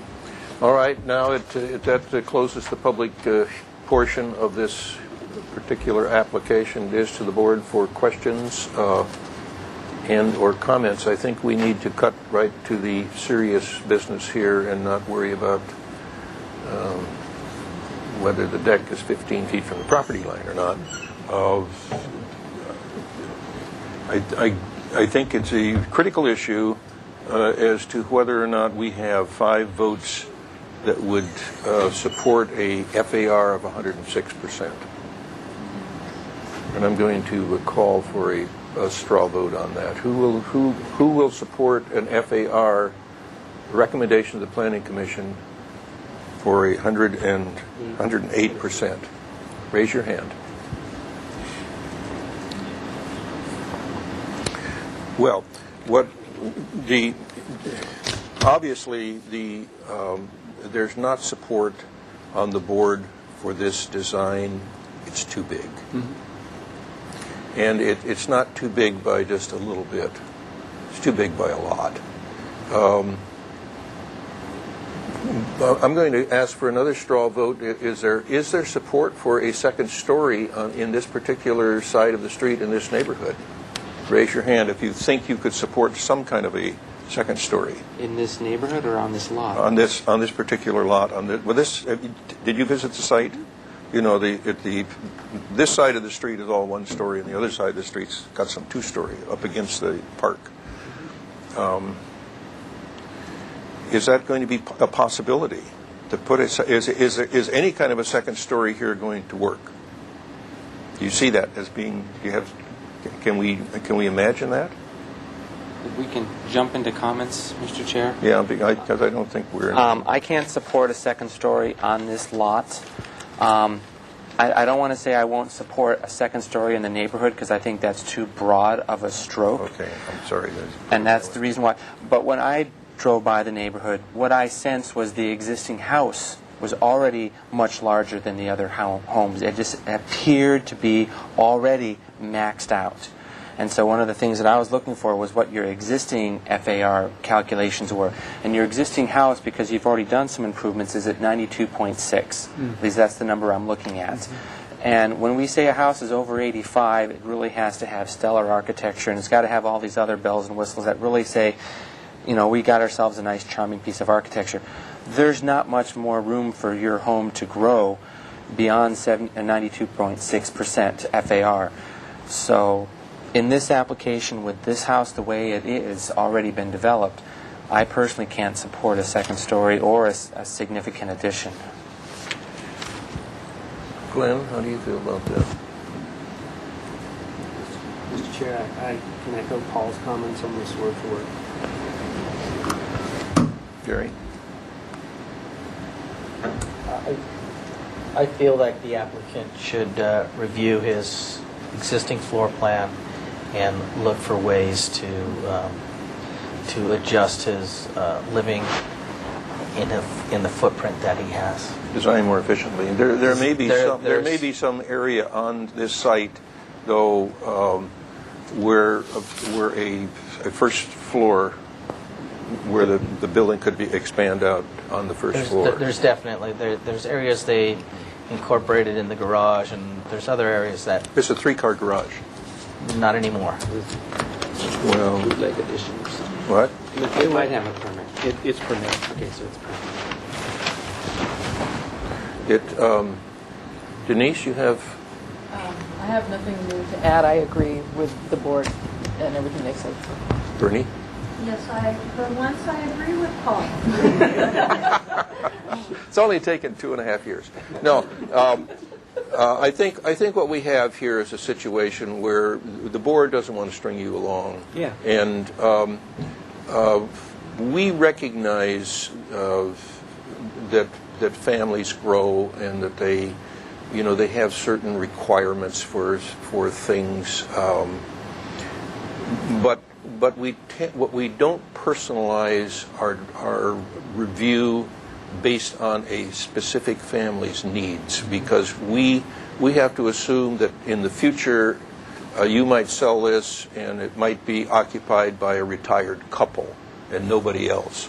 So we just look at the neighborhood, and is this going to fit into the neighborhood and be compatible with the neighborhood? And there just isn't any support for that. I think that you should look at if the efficiency of the house that you have. Maybe there are ways to make it more efficient, or maybe there is some way to push it out a little bit here or there, and we wish you luck on that. But there's no support for this here. I guess what would happen? What's their appeal on this? Can they appeal this to the Planning Commission, or is this final? This is not an action. It's just comments to the Planning Commission. Commission. The project, or we can indefinitely continue on it. That's our choices. I think what I would suggest is that we pass a motion to deny without prejudice, meaning that doesn't mean you can't come back with something else. We deny this particular design as it is presented here, period. Would that give them a chance? You can't take an action for a denial because it's only here for comments. It's only here for comments. So then Mr. Chair, I'll craft a motion. Okay, you'll craft the motion to make comments. The comments, the board is making the following comments on this project. The board cannot support the project as it is designed, and the board requests that the applicant redesign looking for a single-story solution. Okay, is there a second to that motion? Second. Any further discussion? Mr. Chair? Yes. I just, for me, and I don't know how the rest of the board members feel, but I don't want to mislead anybody to think that if you come back with a single story that's even bigger than you already have, I don't think... Single story doesn't come to this board. Your thing's off. We don't look at single stories in this particular neighborhood, do we? Not unless they're over 17 feet. Only in the Hillside Design District, or if it's over 17 feet. Right. And your straw vote, that'll go into the minutes also. Straw votes will go into the minutes. I think what we want to say as gently as we can is that this is not, the second story is not acceptable on this particular house. All in favor say aye. Aye. Opposed? So ordered. Thank you. And thank you to the neighborhood for coming and giving us your points of view. Thank you. Okay.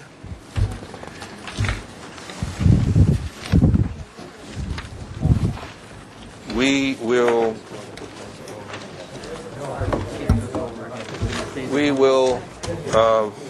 move on to item number 7, which is 233 Las Ondas.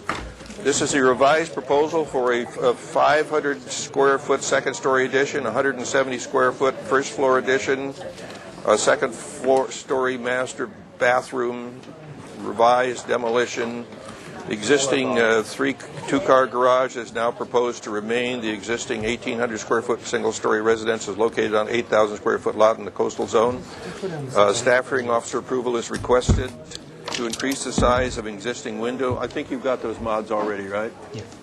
And so this has a FAR of 0.93. Is that holding? Yes, we did not change the square footage. Okay, this is the 5th review. I think that this should be the last review. This is here for a preliminary approval as a basis for working drawings, and I think we want to move this one along one way or another this time.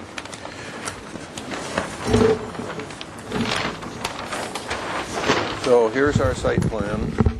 You people have to give your name for the record. Okay, let me just catch my breath for a minute.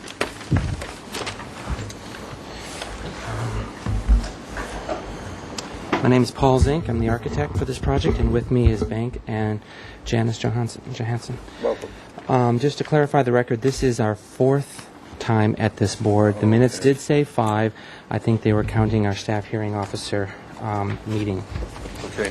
So that's still enough. We don't want to overwork. Well, that's fine. I think we've come to some agreements on some issues, so it should move smoothly. First issue I would like to go over is the master bedroom windows. Okay. What we did here is these windows were at 2 feet off the finished floor, and we picked up the sill to 3 feet off the finished floor. Okay. The owner has the opportunity, because this roof already exists, that he can go up on the roof and he can play with sticks and sort of mask out what he wants. This width here, which is shown at 5 feet, this is the neighbor's deck, and then this is the second floor house. When we come up the stairs here, we're looking at the view. We're looking at far beyond. We're actually looking a green view, so we're not really trying to impose on the neighbor. So this is going to be, so that's why we don't want to move this over and make this narrower, because it cuts off the view for this long shot. I have an example photograph. Paul, did we just hold for a minute? Let's see if we can get our minutes. Oops. You got them right there? Glenn, why don't you read those minutes first so we focus on what we're talking about. Okay. The motion that was approved eventually, the size, bulk, and scale were deemed acceptable. Number 2, study the street-facing second floor window proportions and composition for consistency. Number 3, study a secondary material on the upper level. Number 4, study the master bedroom corner window for neighbors' privacy. And number 5, provide an irrigation plan. So the landscape plan we've provided I'm going to talk about the master bedroom window first. Yeah. This is an example of a project that I already built, and this shows the window at 2 feet, and this shows the window at 3 feet, and it shows the privacy, and it's clearly, you can see by moving the windowsill up by another 12 inches, we're giving the privacy that the owners or that the board was thinking for. Over here on this side, I'll show you in plan, then I'll move to the front elevation. Originally we had 3 windows here and we had 3 windows here. We made this 2, 2, and 2. The width of the windows are the same width as the front elevation. So I'll go to that sheet, which is... Okay. Oops, one more, I'm sorry. Which is boom, boom, boom. So that was that change. And then for the materials, what we ended up doing is we did put shingles up on the top. And so here's 2 colored renderings. We added brick along the bottom, and the plans say that the brick is to match the existing brick chimney, so there'll be some cohesiveness there. So the brick is along the plaster elements, and then I have wood shingles at the front entry, which then relate to the wood shingles that are up on the upper floor. I have all the wood trim painted white around the windows, and the elements, so there's a consistency there. So I have a color board. There. It's going to be a light, I'm sorry. This is called a cool roof color. They're trying to get them lighter and lighter so they reflect more light. The white trim in the window, and then we were going to go with a semi-transparent stain on the red cedar shingles. We want the variation to happen between each of the individual pieces. We didn't want a homogeneous color. The plaster and the brick. And what's this here? This is this. That is the actual driveway. Oh. The reason why we chose more of a gray one is for the oil stains and oil drips. We are going with the staggered butt, and then this is the plaster color, and that's the cool roof brown that we have.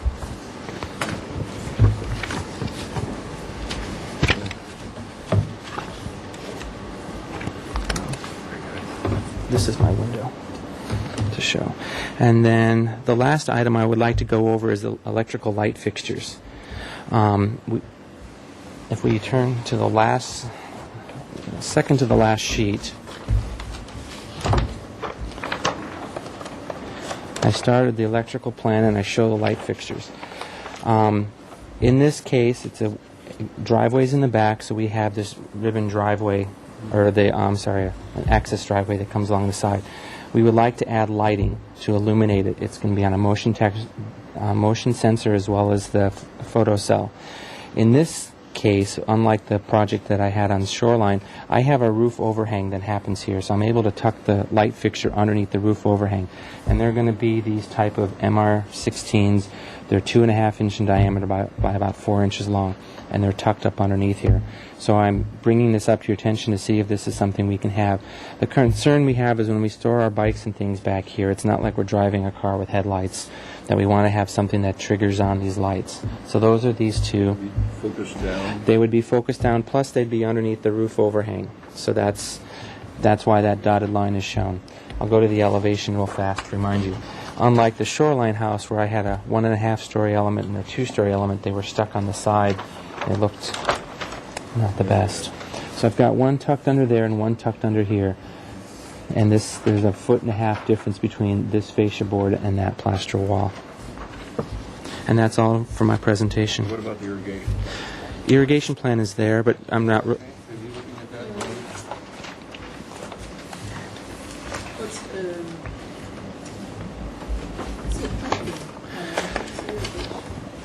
This is the first I saw of it, so maybe we're not ready. But the irrigation plan's more for final.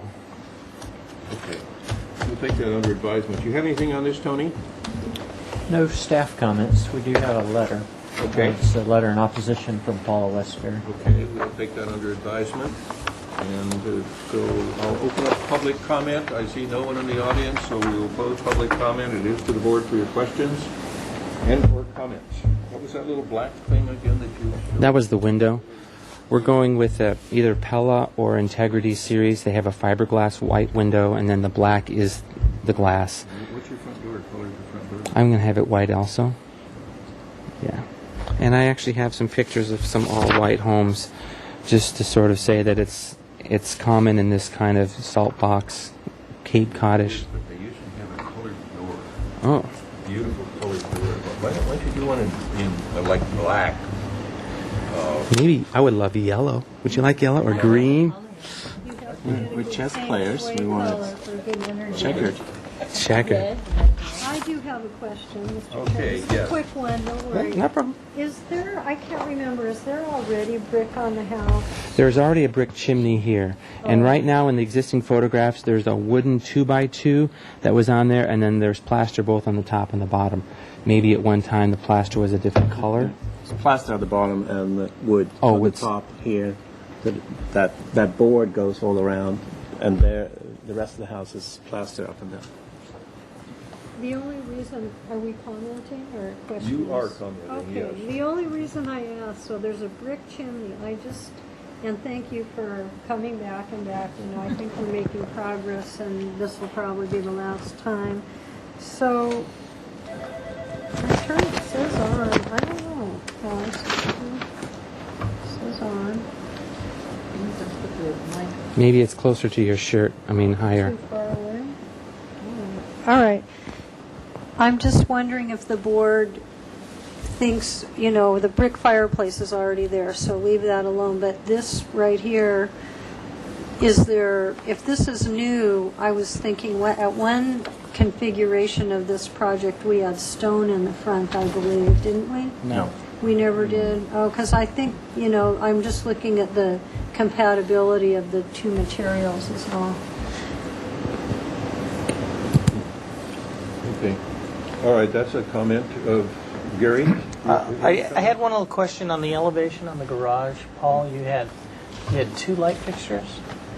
On the each elevation, side? but on the And then on the electrical. electrical, you don't show that. I probably only have one because I did drop the one, but I You need- dropped this one here. Yeah, I right? didn't change the I elevation. think that's a good idea to drop it.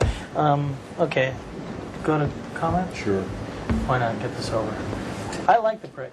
I like the shingles, I mean, we asked you to put some character in it, and you did. Cool. I'm liking the new rendition of it. There's some texture, there's some elements to it. Yeah, it's a big change, and I appreciate that. The light fixtures that you brought up. To be honest with you, I'm not really a fan of having some light fixtures that are close to a neighbor in a narrow garage that's next to the driveways next to the neighbor's house, and I'm not really in favor of the lights.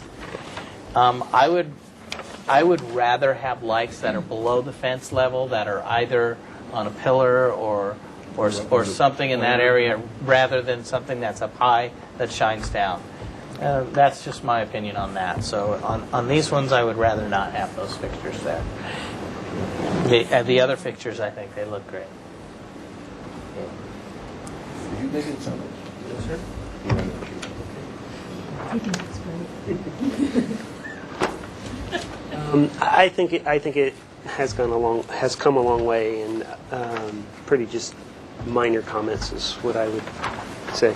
The first thing was actually the color of the stucco, and although this may work out fine when you get on site, just take another evaluation in the sun, because it just, in this lighting at least, it looks a little rosy, peachy, and it's even light. Yeah, it even says peach on the back. That's what Miami Peach. so that's just something to work with. One of the other comments that I love the window breakups on the New England style, and we don't have any of those on the house. But I don't think that's a deal breaker. And then the other comment, which leads me to the stucco and brick facade there, is I would love to see more of the shakes just go over the entire house. I think that would make it more cohesive. It still feels a little bit patchwork to me, but that's always been my opinion. It should be one material. Like all plaster? All shingles. Huh? Okay, Denise. Yes, first I have a question. I do see here on the plans that there have been some notations about irrigation. Perhaps that was what you're using the existing irrigation here and just sort of adding a couple new valves, it looks like, and that has been indicated here. So that may Let's be... let the irrigation thing go to the consent. Okay, that's a good idea, because I don't know that it's complete enough, but... What's your take on how we light the driveway? Can you light it down from up above, or should we light it from the landscape? I completely agree over here that it should be below the fence line. I'm a stickler for that as well, I have to say. Light trespass is one of my pet peeves. It could be in this landscape strip here. Yeah, something that... Let's look at that again, okay? Otherwise, thank you very much. It is quite unequivocal. Okay. You like the brick and... Mr. Chair, what I just want to ask, may I ask Glenn, if this were, I mean, you decide ultimately, but what do you think if this were the same as that? Oh, the So it shingles was- down there? yeah. No, that doesn't work. No? Okay. No. If you're going to shingle down whole there, thing. you got to do the Okay. whole thing. You got to do the whole thing.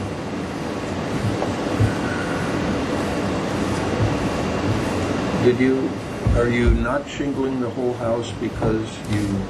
I shingled certain elements, and I can show you in plan, kind of like where this is the second story element, and as it comes around, it ties into here. This is the second story. This is existing stucco? Yes, it is. That's all existing. Like this is the existing chimney. We're adding this door and adding this window, existing vent, existing side light. Maybe that, if the brick is the B, maybe it ought to come back to there. I was wondering. Yeah, I went back and forth because I took it to here, and then I took it to here, and then I stopped. That's a good place to stop it.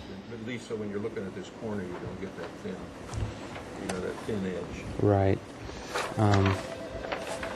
This is that corner right here. Oops.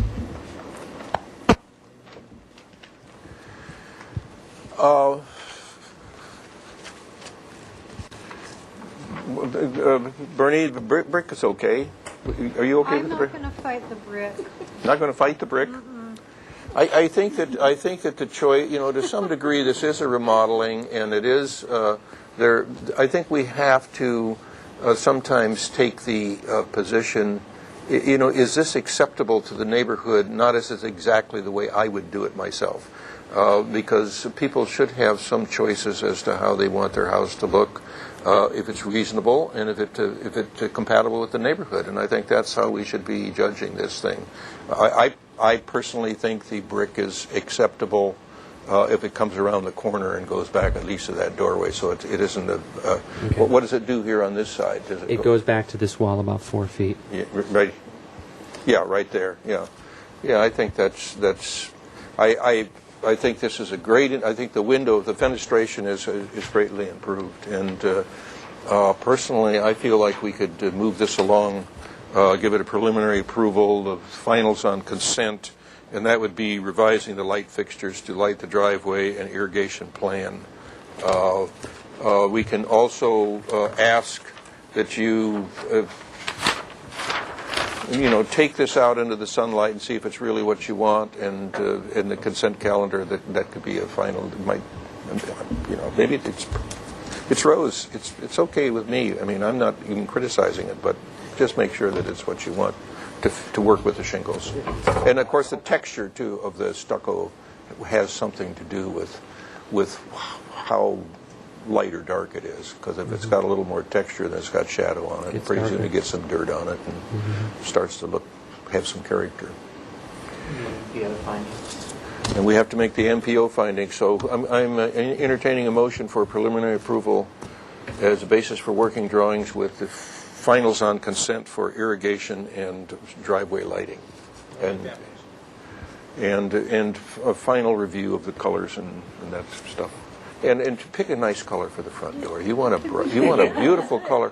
Black is very, very New Englandy, and would go with the windows. Or a dark gray or a bright color might be nice. You think about that. Okay. So we have a motion. Is there a second? Second. Any further discussion? Just can I ask what the material of the windows will be? It's going to be a fiberglass, which is an upgrade from the vinyl, and it's the way there's going to be wood trim around it, and so that the wood trim is. Is this the way it will look when it's detailed? Correct. Okay, And come so here and take a look at this. They have a nailing flange that gets nailed on top of this plywood, and then this other stuff is surface applied, so it has some depth to it, which is why we don't like the vinyl or the fiberglass versions normally. We priced out the windows. There's like a $7,000 difference between this and the aluminum clad, which is a significant thing when we're trying to keep something under Thank you. $500,000. All in favor of the motion, say aye. Aye. Opposed? So ordered. And making the NPO findings, Quality materials. neighborhood compatibility. I believe you have permeable paving included. Yeah, in that? we do. Permeable paving and neighborhood compatibility. Okay. Thank you very much for your patience. We appreciate. a good thing or? It's a great thing. This is a great thing. Well, that last comment. Neighborhood compatibility, that leaves the door very open, doesn't it? No, that's we're making a finding that you are incompatible with. Okay, all right. And we appreciate your patience. I think that this design has come a long way, and I think you're going to be very, very pleased with it when it's done. And I'm very proud of it. Okay, and seeing nothing else on our agenda, we will stand adjourned. While the hills are a blue